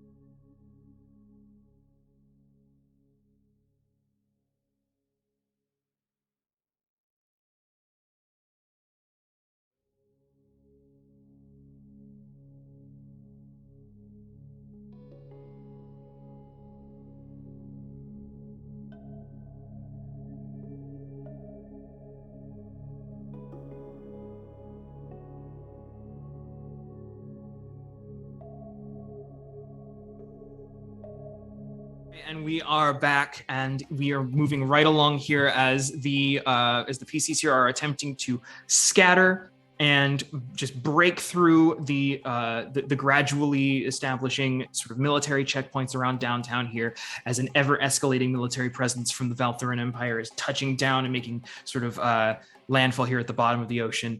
We're going to move right along to Bunk and Berengaria. You've just broken through a pair of infantrymen who had kind of posted up and were sort of accosting a lone civilian in a dark alleyway by collapsing a light fixture onto them, just kind of tucking and rolling and barreling through. As you continue making your way further from downtown, each of you can just give me a real quick perception task here. It's going to be intellect or speed, your choice, and it's just going to be a level 2 task. I roll a 13. Absolute success. 11 from me. Both of you succeed here. You can see flashes and just little glimpses as you pass through this network of alleyways. Bunk, you know this route you know how to maneuver your way through the underbelly of the city, even this close to the center of the sort of like metropolitan districts. But you're getting glimpses of those vid screens and all of the sort of comm screens, screens in windows, affixed to the sides of like billboards and tide scrapers here. You're seeing that they're all coming flickering back to life, and the voice of a much calmer, much more in control Viceroy Kairulis can be heard coming through. Dearest citizens of Marabas, it is with deepest regrets that we must postpone today's festivities. For all the true camaraderie which we feel for each other in this grand city, I'm afraid that there are nevertheless certain subversive and seditious elements who threaten to undermine the strong, enduring bonds which we have forged together these past 50 years. And as this spiel goes on, the two of you kind of break on through, and you can see that ahead of you, you're kind of coming into another intersection where the alleyway cuts into another one of the major ring roads. And in a much similar situation here, you can see periodic sort of just swipes along the city street of just the massive spotlights from the submersible above. And there is a single hammerhead mech that is hovering overhead and is just coming down and just about to kind of touch down in the street and set up basically take up a position to kind of stake out the alleyways nearby. So what do you do to try and break through? You know, you got a way better chance of getting through by yourself than if you're with me. No, I'm not leaving you. I'm not saying that. I'm saying that you could at least talk your way through and maybe I can sneak around the far side. I don't know what the kind of sensors they got, but I'm pretty quick. Oh. All right. I can talk to them. I mean, the alternative plan is I pretend I've taken you hostage again, but I think I might have gotten you hurt last time we did that. And I don't think you can break this one's hand. Bunk, I hope you don't think that was your fault. I promised you no one was going to get hurt, and it ended up being you. We live in a world where we're not in total control of everything around us. It isn't your fault, Bunk. I don't blame you. You're a good person, Berengaria. You are too. Not if you talk to Calliope. What? We'll save it for another day. Yeah, why don't you go on? Tell them that you have business here. Charity works. You're good at talking to people. They take a shine to you, and I'll just do what I do best and scuttle like a little lizard off to the side. All right. How do I look? Beautiful, as always. I'll heft up my clamshell briefcase. And professional. You look quite prepared. I have so much paperwork in here that is unfinished, and I'll just begin to swim down the alley. Yep. I truly do not envy you your plight, and I will try to skulk as I do. Here's how we're going to transition through this. Berengaria, you're going to go first here, and depending on how you perform, that'll determine whether or not Bunk gets an asset to their stealth. So as you kind of swim on up, you're not making any attempts to hide. You're basically putting yourself in direct eye shot. Okay. Mm-hmm.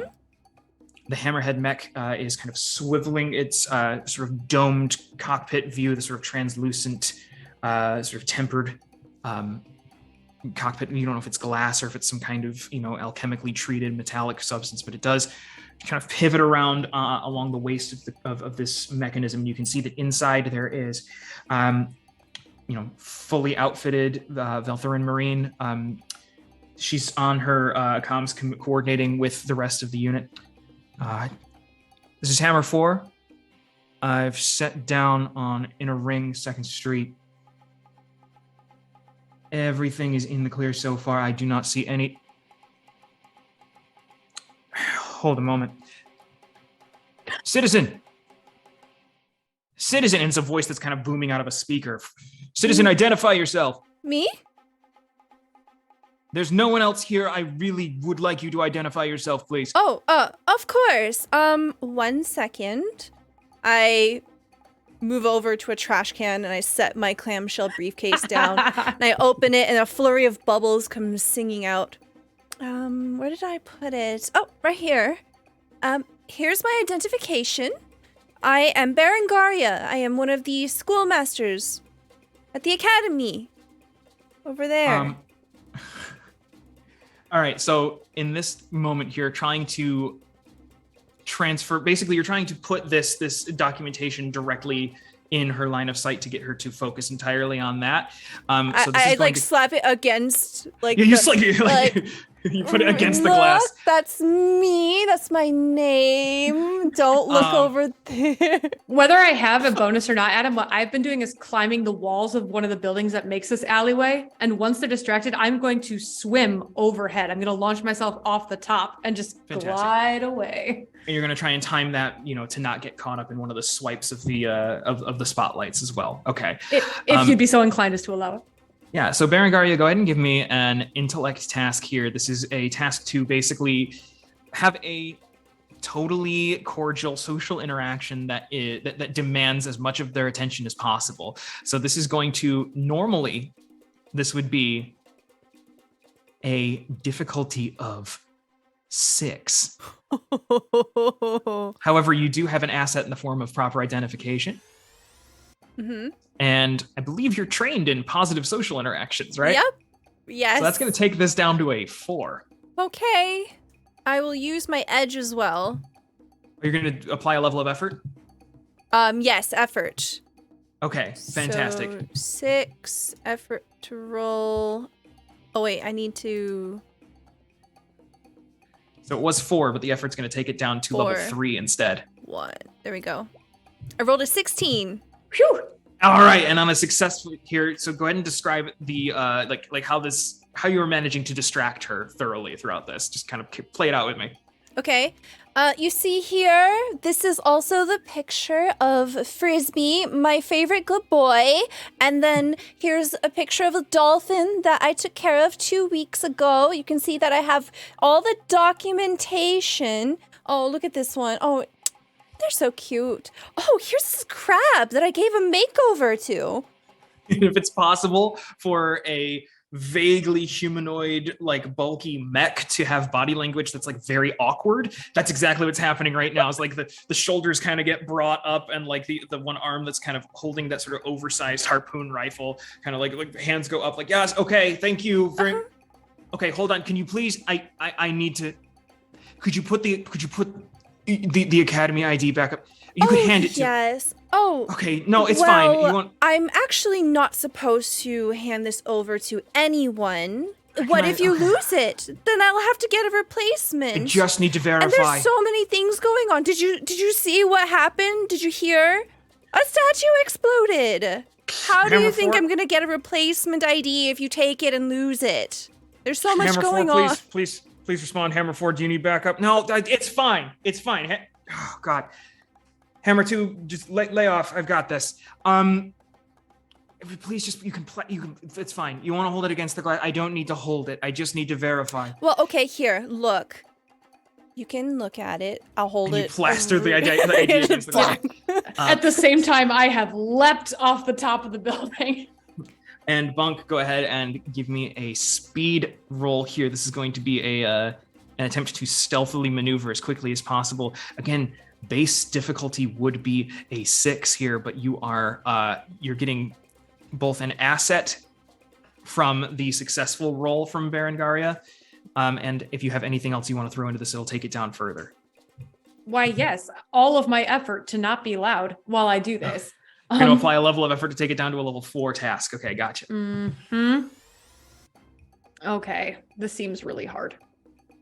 12 or higher. Yep. I'm just gearing up to not suck. Okay. Come on, Bunk. Oof, failure.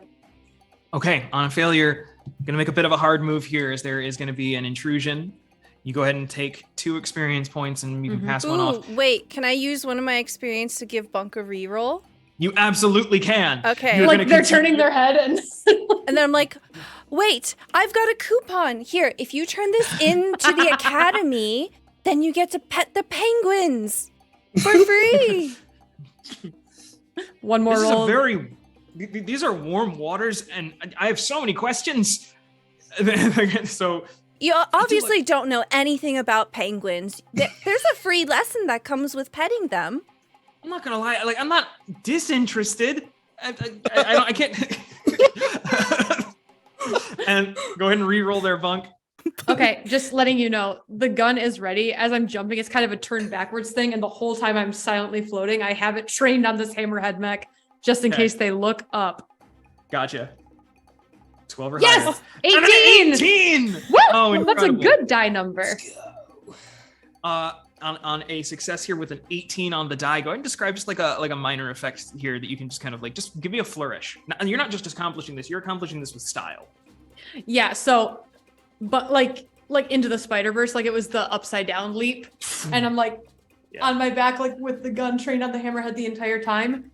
And like I kick the spurs as soon as I'm far enough away and like make a little it's not to propel myself, it's just a signal to Berengaria that I'm clear.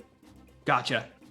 And you, as quickly as like we kind of slow down as I you do like track five flips too. Yeah. Like, and you curl up tight as you kind of slip back into the darkness of another alleyway.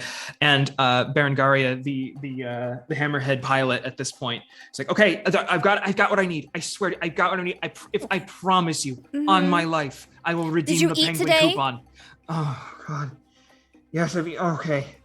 You look a little pale inside your You are free bubble to go. robot. You do realize you're heading in the wrong direction. The academy is going to be due east-southeast from here. Well, obviously, I know that. I work there. I've just got to, there's a medical emergency. I've got to go apply some herbal kelp. I'll be back at the academy before you can, I don't know. What can you do?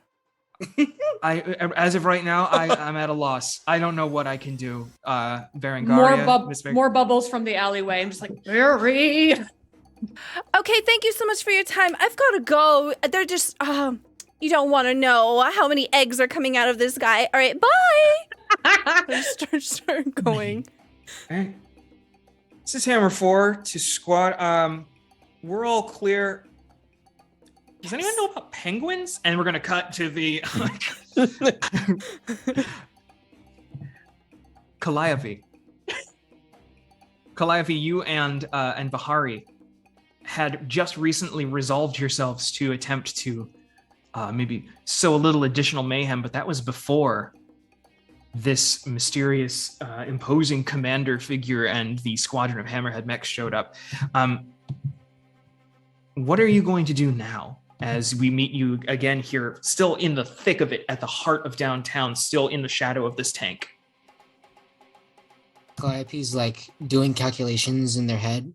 They look up and see the HMS. They see all the mechs coming down and say, well, that's something.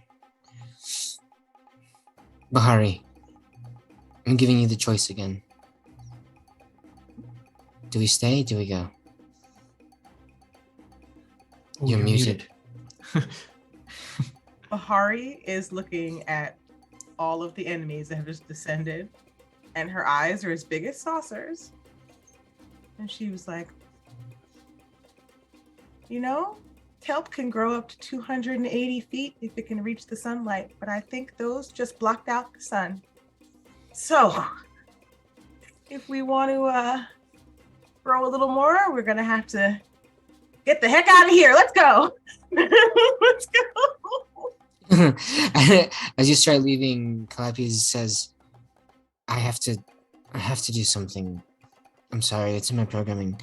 What do you have to do? I'll meet you at Rhoda's. No. Maybe some of your parts might make it if you stay behind. What do you mean you're going to meet me at Rhoda's? You're going to accompany me to Rhoda's. I'm sure there are people who are hurting at Rhoda's right now, wondering where you are because you're usually there. There are people hurting now. Look all around us. And they're leaving, and we are also leaving. And the face of the face of Cadmus Kyrulus flashing on the screen. There are people hurting right now. We know, and we are here to help. If I could shoot a gun, I would shoot that fucking screen. I know. but that's not the best thing to do. The best way to help right now is to go where we're safe, because if we're safe, we can help other people. But if we are also getting shot, how are we going to help anyone? No, I agree. Okay. I know it's hard. It doesn't feel right, but I know you're right. I'm gonna rationalize it as I'm keeping you alive, because I know you're important. You're important too. We will talk to you about your self-esteem programming later. Let's go. Okay. I follow. Okay, I just need an initial speed-based stealth roll from each of you. As you try and time your ducking away into one of the nearby alleyways so that you don't get caught up in any security sweeps. This is going to be a speed-based task. This is going to be difficulty level 2. Oh, we got this. Got this. Oh, and an 18 as well. Oh, wow. I rolled a 12, and I'm very happy with that. Oh, yes. As the two of you slip away completely silently, go ahead and just describe how you make your escape here. Rolled an 11. So how do we? I know that for a fact Calliope is just kind of tailing behind Bahari now, which is a different change of pace. So whatever Bahari is doing, Calliope's flinging behind. And I know that you just did one of the hardest things for you, which was leaving so that we can help more people another day. But you're a little faster than me. So how about you get in front and turn those turbines on and we just go? Okay. Hold on tight and keep your fingers clear of the blades. They do spin pretty fast. You got it. And what ends up looking like this alabaster plated Valthuran android with what appears to be like manta-like wings coming off of their back as Bahari is holding on tight, and you take off at speed, crossing. We see your silhouettes crossing in front of another massive sort of vid screen as the speech continues. Fear not, for your Valthuran allies stand ever ready to defend your honor, your homes, your businesses, and we shall not rest until this abject failure of security is addressed and fully rectified. Now, as the two of you continue here, are you taking like a high road? Are you taking a low road? Are you trying to weave through alleyways? Are you trying to basically kind of soar up through some of the upper floors of the sky, the tide scrapers rather? Calliope, are you able to triangulate the locations of various like groups of soldiers and avoid them? I can't because I'm not plugged into their network. However, I can try to access tactical data and give a rough estimate of who might be where and when. I'll take it. It'll take some brain power, but I can do it. I believe in you. So Calliope is going to take into account the geography of this place, the dispatch position of the HMS, and however many soldiers they think are in play to get a rough calculation of where are the clearest possible places that they might be, depending on the current time frame. So you want to cross-reference your knowledge of the city layout, the sort of like wheel and spoke design of the center of the city where it's very tightly planned. You want to cross-reference that with your programmed-in guidelines for Valthuran military tactics. Mm-hmm. Correct. Your assessment is going to be an intellect roll. Difficulty 4. Calliope is going to take that down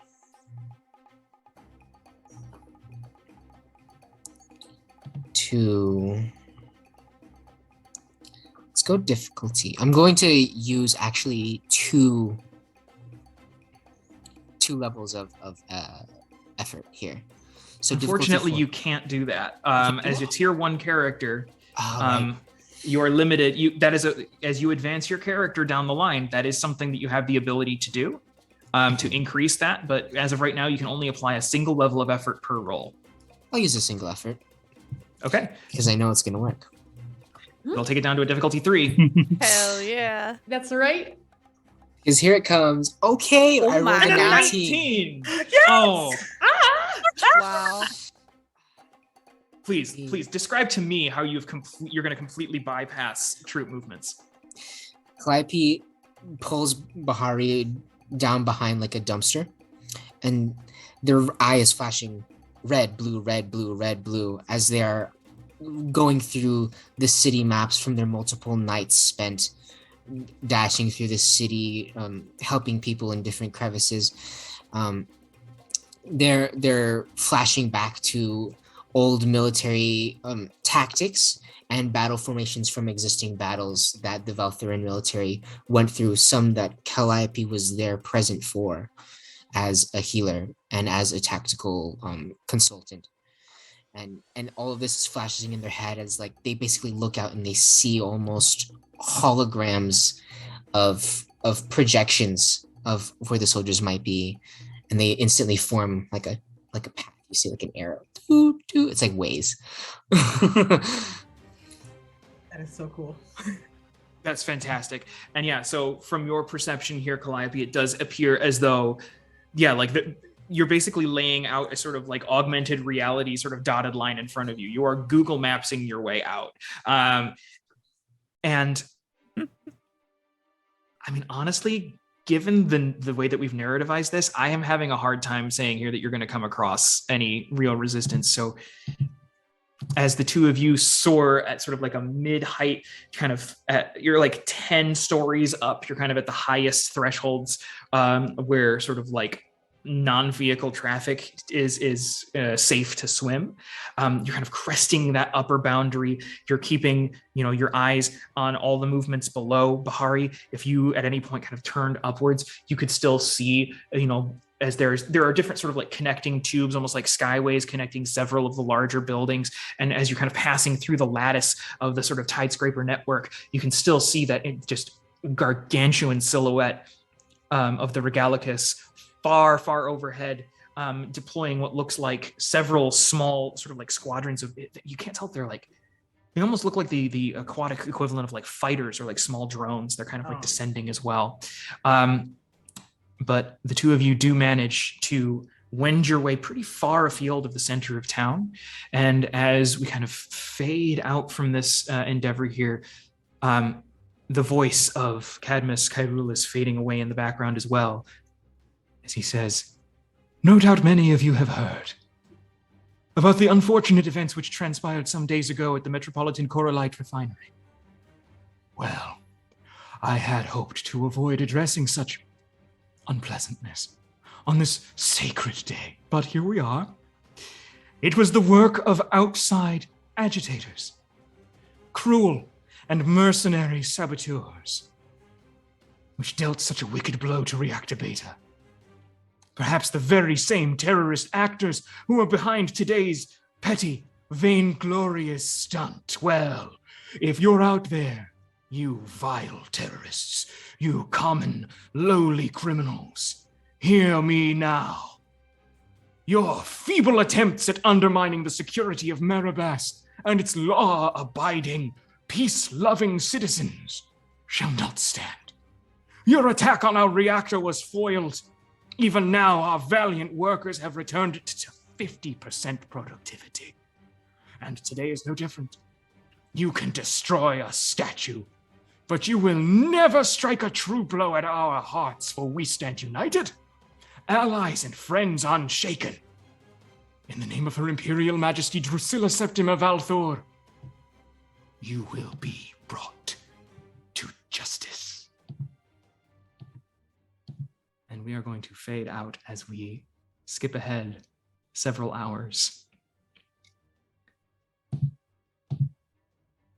going to rejoin the lot of you once again far to the northwest quadrant of the dorsal district, that sort of sprawl of slums and shanties that exists perpetually in the shadow of the great Coralite refinery, belching always its just 4 pillars of magenta exhaust into the swift running currents above. Here, where the water is a little harder, a little denser, choked with particulates, we are going to settle on a small, humble establishment built into the hollowed out shell of what had once been a seafaring frigate, but has long since been a rusted-out shipwreck. The Lonely Light. Bar and tavern. Little, let's say, watering hole, but this is the establishment run by a certain grand old dame that seems to be a bit of a fulcrum for the sort of blooming relationships we have between the five of you. Someone who's well acquainted now with almost all of you. In what order do you all filter into Rhoda's place? I have a kid to drop off, so I feel like that's going to take a while. Risubi, let's say you're gonna kind of bring up the rear here. Let's say first. I think it was. Actually, wait. We both kind of got delayed, didn't we? We might kind of bump in at the same time. Yeah. Let's say that Calliope, Berengaria, Bunk, Bahari, the four of you kind of catch sight of each other from across the sort of like junk strewn sort of lawns, from between the sort of like rusted out old coralite silos, long in disuse. You can kind of see each other's silhouettes from afar as you close the gap. Y'all hear Carulus? Of course. Hard not to. Everyone did. It's excellent. Exactly what we were hoping for. B. I don't know. Sorry. Go ahead. At least a couple of us. Want to come talk about it over a drink? Yes. I don't feel well. You get hurt? Did you? Did anyone? Not us. Can I help? Okay. This is weird for me. I haven't helped anyone today. Well, I think you have. I don't think that's entirely true. If it'll make you feel better, you can redress my arm. Oh, God damn. Yeah, I can do that. Here. Calliope like zooms into their medical camp and zooms back out with with a bunch of bandages and special stuff. And let's go inside first. Yes. I also inside. extend a hand to Bahari. I'm just like, apologies if any of that policeman got on you. No, I think I managed to stay clear. Thank you. Don't mention it. And I think we have mutual acquaintance, though she has neglected to tell me so. In her defense, I'd say she's been a bit busy. Equally in her defense, I told her not to tell nobody I was here. And the valve, like the sort of like rotary valve door handle on the front entrance of the Lonely Light creaks, and a bit of rust falls into the surrounding water as it's wrenched open from the inside, and Rhoda just kind of pushes her way out. You know, you all are talking about me, aren't you? I can tell you're talking about me. Yeah. Everybody's always talking about you, ain't they, Rhoda? I can't help being popular. I'll go inside the bar. As you all kind of filter in, she does stop as you approach Berengaria. Oh my gosh. Schoolmaster Berengaria, it's so good to see you again. Hi. Listen, I know that my establishment's not necessarily going to be up to, par for what you have up at the fancy Rhoda! campus. Right, let's get inside. Listen, Bunk, I don't need to take this shit from you. Rhoda's been wanting to meet you for a long time. Oh. I've just been busy. I haven't been able to call you, but You all saved my life, so I guess I'm so once. I'm gonna count it as once. Today I saved my own hide, but I owe you all some thanks, and I'm not gonna pretend like today wasn't a shit show, right, Bunk? Before we get into all that and the pleasantries and nice to meet you and thank you very much, has anyone seen Risubi? Oh yeah, the big beefy boy. Where'd he go? Yeah, he left first, and I'd rather he be alive. And you can kind of be like, you can like muscle your way in through the door now if you feel like. Yeah. I'll unceremoniously like wrench it open. Speak of the beef and he shall appear. Hello.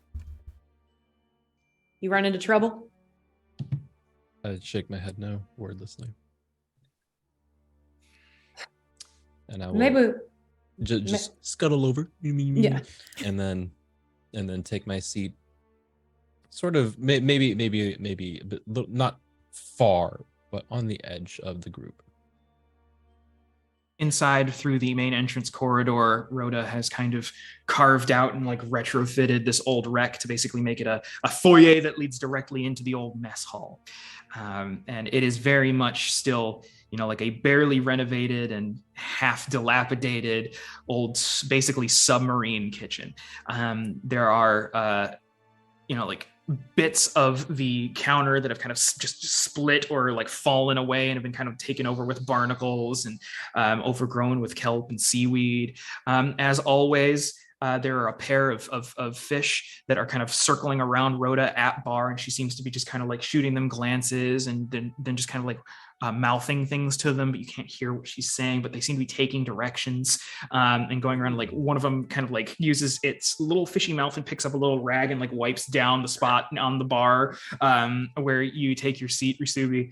And you can see there's like a chain that's affixed up that kind of prevents passage. Well, doesn't prevent, you could very easily swim over it, but it's symbolically supposed to be like barring passage deeper in, and there looks to be like an old rusted shut door to what must have been like a restroom or something that just says out of order.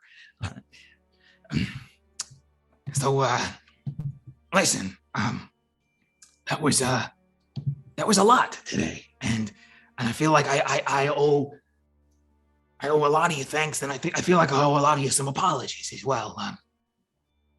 Fact of the matter is, when I suggested Calliope that we and Bahari, and when I suggested we go downtown and have a day out on the town, I may or may not Rhoda have been a bunk. Don't. I may have been aware that there was something going down, and I thought it would be fun to watch the fireworks, and I didn't realize that it was going to be that messy. I told you not to go. I'm sorry. Are you helping? Where do I even start?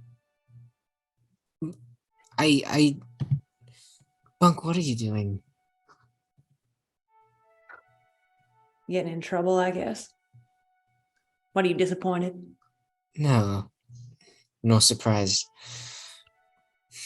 What did you think see you when I see you meant when I left you last time?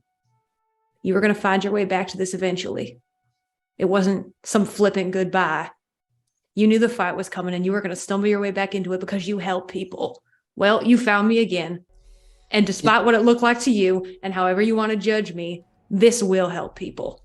Bunk, I didn't sign up for a fight. I came down here to, I don't know, help people make friends, and I have a friend, and she almost got hurt here.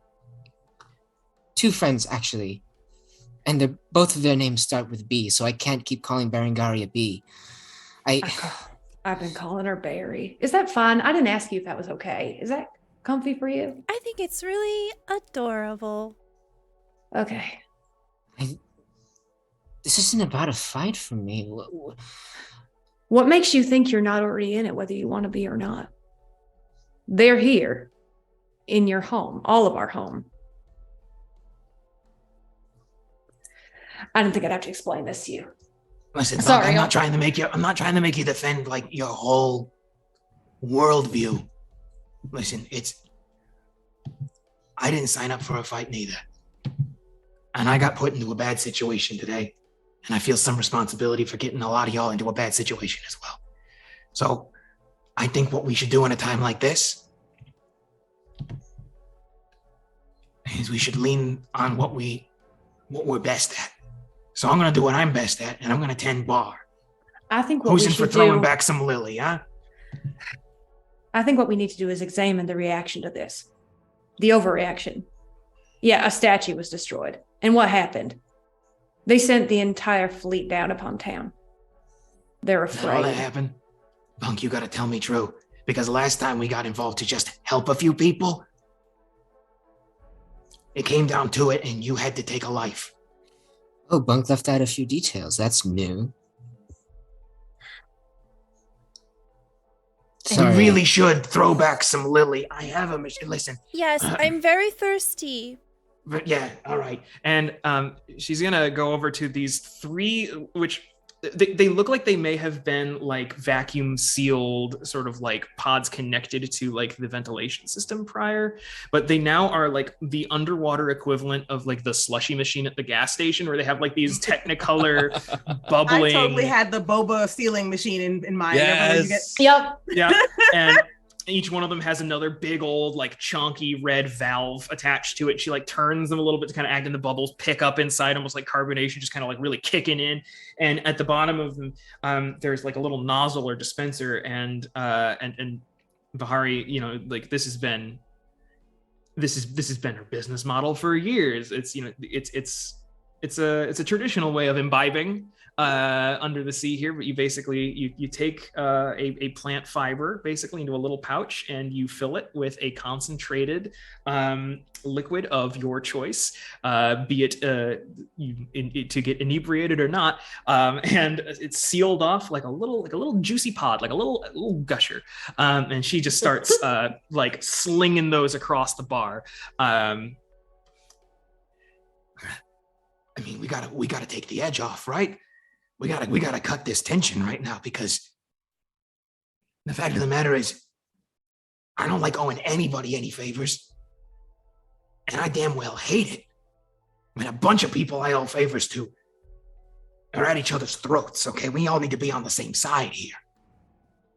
We are on the same side, and I'm sorry if I'm talking out of turn, but Rhoda, you didn't put us in this situation. Our leaders put us in a situation since before some of us were born.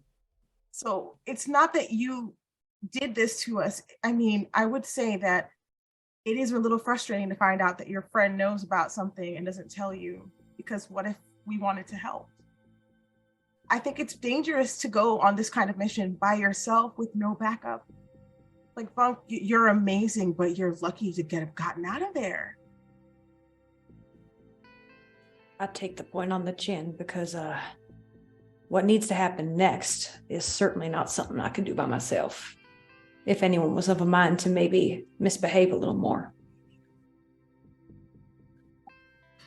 While the parade was going on, I paid a visit to the prison in Rapelia. And any of you watch Maribas tonight? A little bit. With that big to-do with that haircut, Dinah Topaz? Yeah, she ain't been on the air lately, huh? Yeah, I thought she was on sabbatical. No, she is behind bars, my friends. Oh. Dinah did not follow the company line and read the script about what happened at Reactor Beta. Conveniently, that is now what Cadmus is doing as well, trying to pin that on the people who are there to help. Dinah knew and interviewed folk what attested to our assistance of that night and was promptly silenced. Just in case you were wondering, Calliope, if people who didn't want to be in a fight are in one or not. If you told me this shit before, I would never have let you talk me into letting you put a little bomb on a statue. If this is how hard they're gonna come down on the littlest thing. Exactly. They are overreacting. They are afraid now. This is Bunk. beyond misbehaving. Could I tell you what I have? And then you can tell me if this is too much for all of you. I can assure you I will do this whether you help me or not, but I do not think I'll live through it alone. I convinced... Thank you. I convinced Dinah Topaz to give me the root access code to every telescreen and radio in Maribas. Sorry, you can broadcast to the entire city? Not from here. The emergency broadcast system? Like, Priority news, same thing Cadmus was using today. And if Cadmus wants to call all of us out because, like it or not, you were all at Reactor Beta too. If Cadmus would like to spread lies over the entire city to try and build some sort of anti-revolutionary narrative, I'd say the time is now to strike and record a message of our own in reply and rebuttal. You just said Dinah is in prison. What makes you think her fancy codes are still gonna work? She seemed to imply that those still at the station are sympathetic, seeing as the password is douse the torch. That's pretty good. I'm looking at Rasubi kind of pretty pointedly at this point, given that Reactor Beta is what brought us together in more than a business sort of way at this point. Yeah. I get up slowly, direct my gaze at you, Bunk. I will help you. However, and I put my hammer arm onto the bar top. There were innocents and children in the plaza today. That bomb could have hurt them. The overreaction could have hurt someone. Whatever we do, you must promise me no stunts like that again.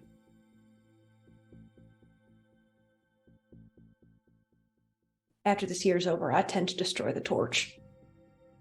I can't pretend that there won't be casualties when that monster comes down and unanchors Ostara, but until that point, you do have my word that our people will come first in all things. And my life will be before theirs. Maybe we can figure out a way to destroy it and contain the reaction, so that way we can minimize casualties. So you can reach your goal, but we can still do the right thing and not hurt innocent people.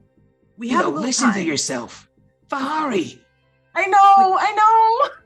you got a good job. Bunk, if I'd have known that you were gonna have these ridiculous plans, it's one thing to play a prank. It's one thing to mug an officer or to... What you're planning on doing here, there's no turning back from that. Rhoda, the thing is, innocent people are already being hurt. Someone was put into prison because of what we did. Someone innocent. It's already begun. People have been getting hurt in Sonaspar since before my time. Yeah, but I've been not around like a long this. time. And why don't they at least, if they're going to be in danger, put their lives towards something that's worth a damn? Not keeping the reactor lit, not polishing the shoes of every Valthuran what come down here. Why do you think I came back, Rhoda? If not for this. I thought maybe you were about to take that ridiculous contraption you always have strapped across your back, and I thought maybe you were willing to put it away. I thought maybe you, like I had a long time ago, realized that it's pointless. Then you ain't never known me at all, because I'm going to die with it in my hand. That was a fool's hope. I can see that now. Not pointless. I know that it sounds absolutely out of control, but what the Valthurans are doing is out of control. I can tell you, every single action they've taken is slowly killing everyone here. What? Every single plant, every single person, they've been covering it up, but all of my work, everything I do every single day is to try to keep us alive. Bahari, what are you talking about? The processes they use, everything they do, every single thing they do to try to take core light from us, it's hurting every single living creature down here. And I've been trying to figure out a way to postpone it, but I feel like sometimes maybe the only solution is to make them stop. And I don't know how else to make them stop. I know one great way to make them stop. The first thing we can do is tell the people of Marabas the truth about what happened at Reactor Beta. I would like that. I think that there's great value in transparency. And I think that being the first step, that is what I would need to be able to help you. Thank you. I don't really want to be the only voice on the recording. I think if we're all going to do this, I think we should all say our piece. Like what you just said, Bahari, about it's like Backbone Reef all over again. They won't even talk about it. That wasn't an isolated incident. They like to pretend that it was, but it's not. It's the future for every single reef. If they keep doing this. Reactor Beta was underfunded, poorly managed. They were not receiving proper maintenance checks. I know folk will work at that reactor. I gave them heat-resistant garments that they were supposed to have just as a matter of protocol to protect them, and they didn't. That reactor was going to go up any day. And you know, for Valthor, that was an acceptable loss to keep productivity high. And I think everyone working in that factory knows it. It might help like they don't have any choice. But if they hear someone saying it, blasting it over the city, people who showed them that we took power back, they might begin to push. Everyone who pushes, they're gonna get pushed back. Listen, I'm not saying that I would weep for the torch if it gets blown to hell. But you want to pull any other stunts after what you did today? I don't know what the hell those things were. They dropped out of that fucking submarine, but they were. They are not good news. Huh, so he speaks. You know what those things are? Machines of war. Highly capable of immense damage. Punk, are you ready to draw their ire? You do this, you paint a target. They will be angry. There will be fighting. People will look to the voices that speak up first. Are you prepared for that weight? It's all I have left to do. And I would like, as you all have very clearly pointed out, to not be alone. If you're all ready to accept the same yoke.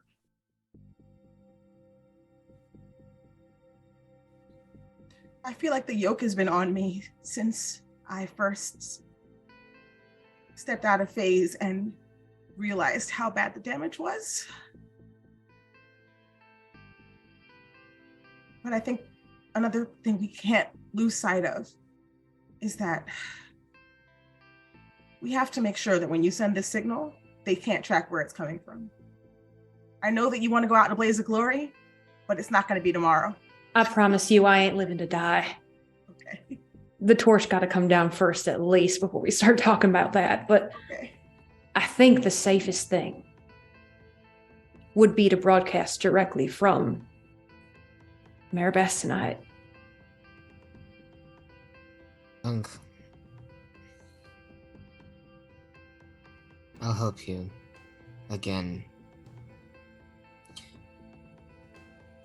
Every person who dies because of this is on us.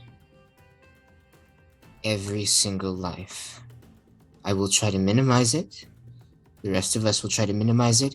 If someone is hurt, if Rhoda is hurt, that is our fault. That is our responsibility. We can't run away from that. Do you understand? The torch? Maybe it's worth thinking of another plan. Maybe we can consult Bahari. We have good minds here now. Good minds, not just you and me. I'm in, but I just want to be sure that what we're doing is to help people, not to get them killed. As Calliope is like, oh, I'm sorry, do you want to go? Calliope, I will show you as much data as you can hold. That shows how lifespans have decreased down here since they came and how every single person has been diminished by losing the core light around us. If we don't do something, the same thing that happened before is going to happen again. And I know that we should take responsibility for our actions, but not a single life that may be harmed by the actions we take was not already being affected by what was happening around us. We're going to take so much more care with what we're doing than they ever gave when they came down here to use us up. As Calliope was kind of hammering home, like, you know, every single death is on you, their lives are in your hands, and what happens to them is your responsibility. There's just a memory in Bunk's head over and over again of someone screaming, "Bunk!" and them holding a bloody sheet and throwing it, and someone else screaming the word bunk again, and they're stripping a bed. And they have sat with it for a long time while Bahari was reassuring Calliope, and they just say, I feel the weight of every life, Calliope, and I will throw mine in front of theirs every time if I can. Well, that's all well and fucking good, but none of you are allowed to die while I owe you. And I owe every last one of you. I'm not going to die. It's okay. You're right, you're not. You will be protected at all costs. Now, I'm not satisfied with just one. Who's in for another round? I got to throw back some more Lily. Let's We're take gonna three. have to have some food if you do that. How about we make some some cuckoos and Ronnies? Berengaria, have you ever had like bar food? Oh no, her palate is, I'm sure, too refined. I mean, Well, okay. do Do you cook a like mean one, though. spicy or do you like sweet? Oh, I've never had spicy before. Oh, okay. Well, then you're gonna love cuckoos. So cuckoo. Bunk will just look at the rest of the group like, Rasubi's question does apply to all of you and not just me. You all know that, right? Vihari, you answered well enough that the yoke was put on you from the moment you were born. Berengaria, Rasubi, Calliope, we'll be the ones they come for if we do this publicly. Are you comfortable with that? Well, all my life I've known people who have the power to make decisions, and I've seen good people being pressed down in ways that they can't fight back, they can't speak for themselves. It's systematic. It goes deep. And it affects everyone, even those that might feel removed, that might not feel like they're part of the everyday fare. I know that I have privilege, I have access to all of the Academy's resources, and I want to use that to help. They had me go out today on the balcony, and I didn't want to be there. Just seeing them, the power is going deep. They've taken control of everything. This is not okay.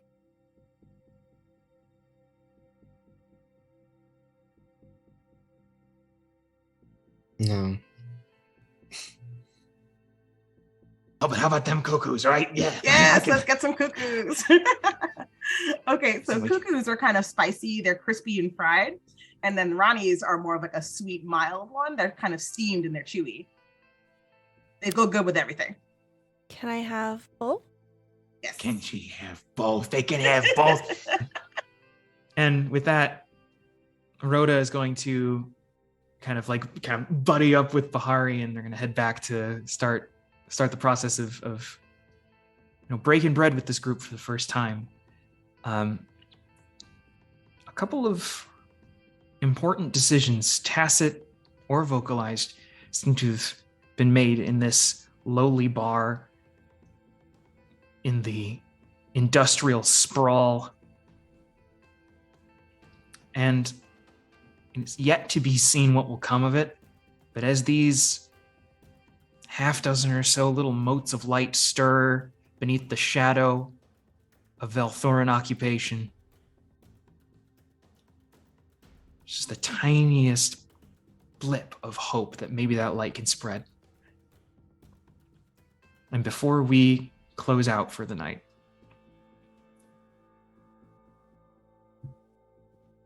I'd like us to turn our attention upward.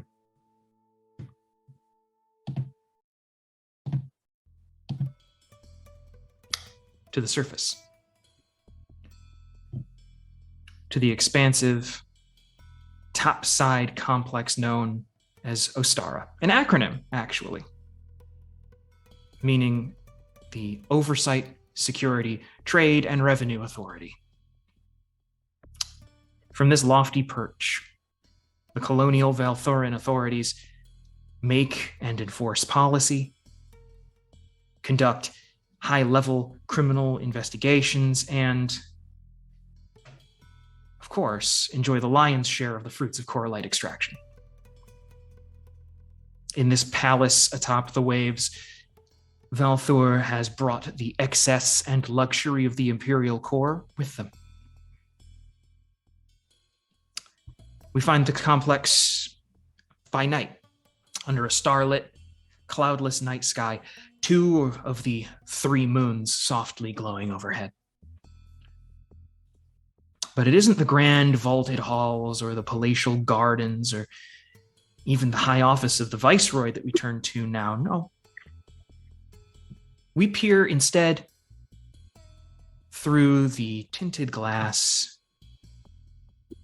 of a lowly office of a mid-level police official. An office situated precisely at sea level so that the porthole windows are constantly battered by the waves. This is the office of one Detective Inspector Damien Belisar. He's a dyed-in-the-wool workaholic and a career man. And you can see as he is hunched over his desk, working well after hours. He's kind of pinching the bridge of his nose as he's looking over all of the different files from the complete debacle that went down today. Security footage, photos, news clippings. His desk console flares to life as he kind of rewinds back and forth the moment of the explosion and beyond. He's nursing like a cold coffee and a cigarette in the same hand. A saxophone is just losing its mind in the background. And his other hand is it's tightly bandaged up. Looks pretty swollen. Like it had been recently injured. Perhaps broken. Can't believe this shit. One more. One more and then we sleep. One more and then we sleep. Come on. Let's go. And he turns his attention to one more clip of security footage.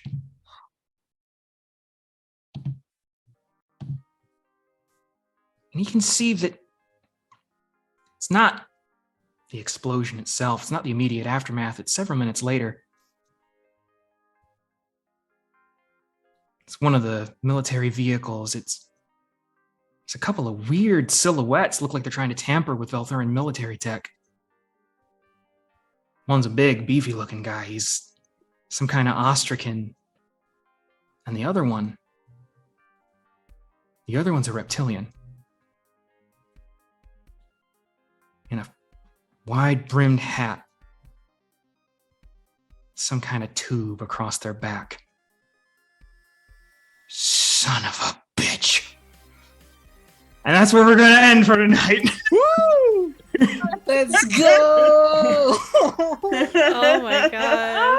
Tuesday's so far away. Yep. It sure is. Oh my god. Oh, Everyone. man. everyone can take a bonus experience point for That succeeding. Amazing. Nobody was apprehended. Nobody had any untoward encounters on the way out of town. Well done. Yes. You well done.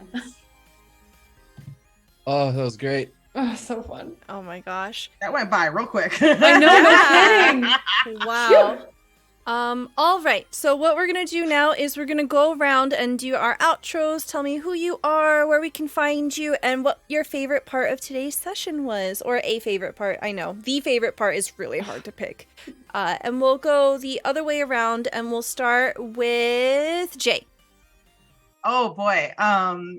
Hi, I'm Jay. You can find me at that Jay Justice on almost all the things.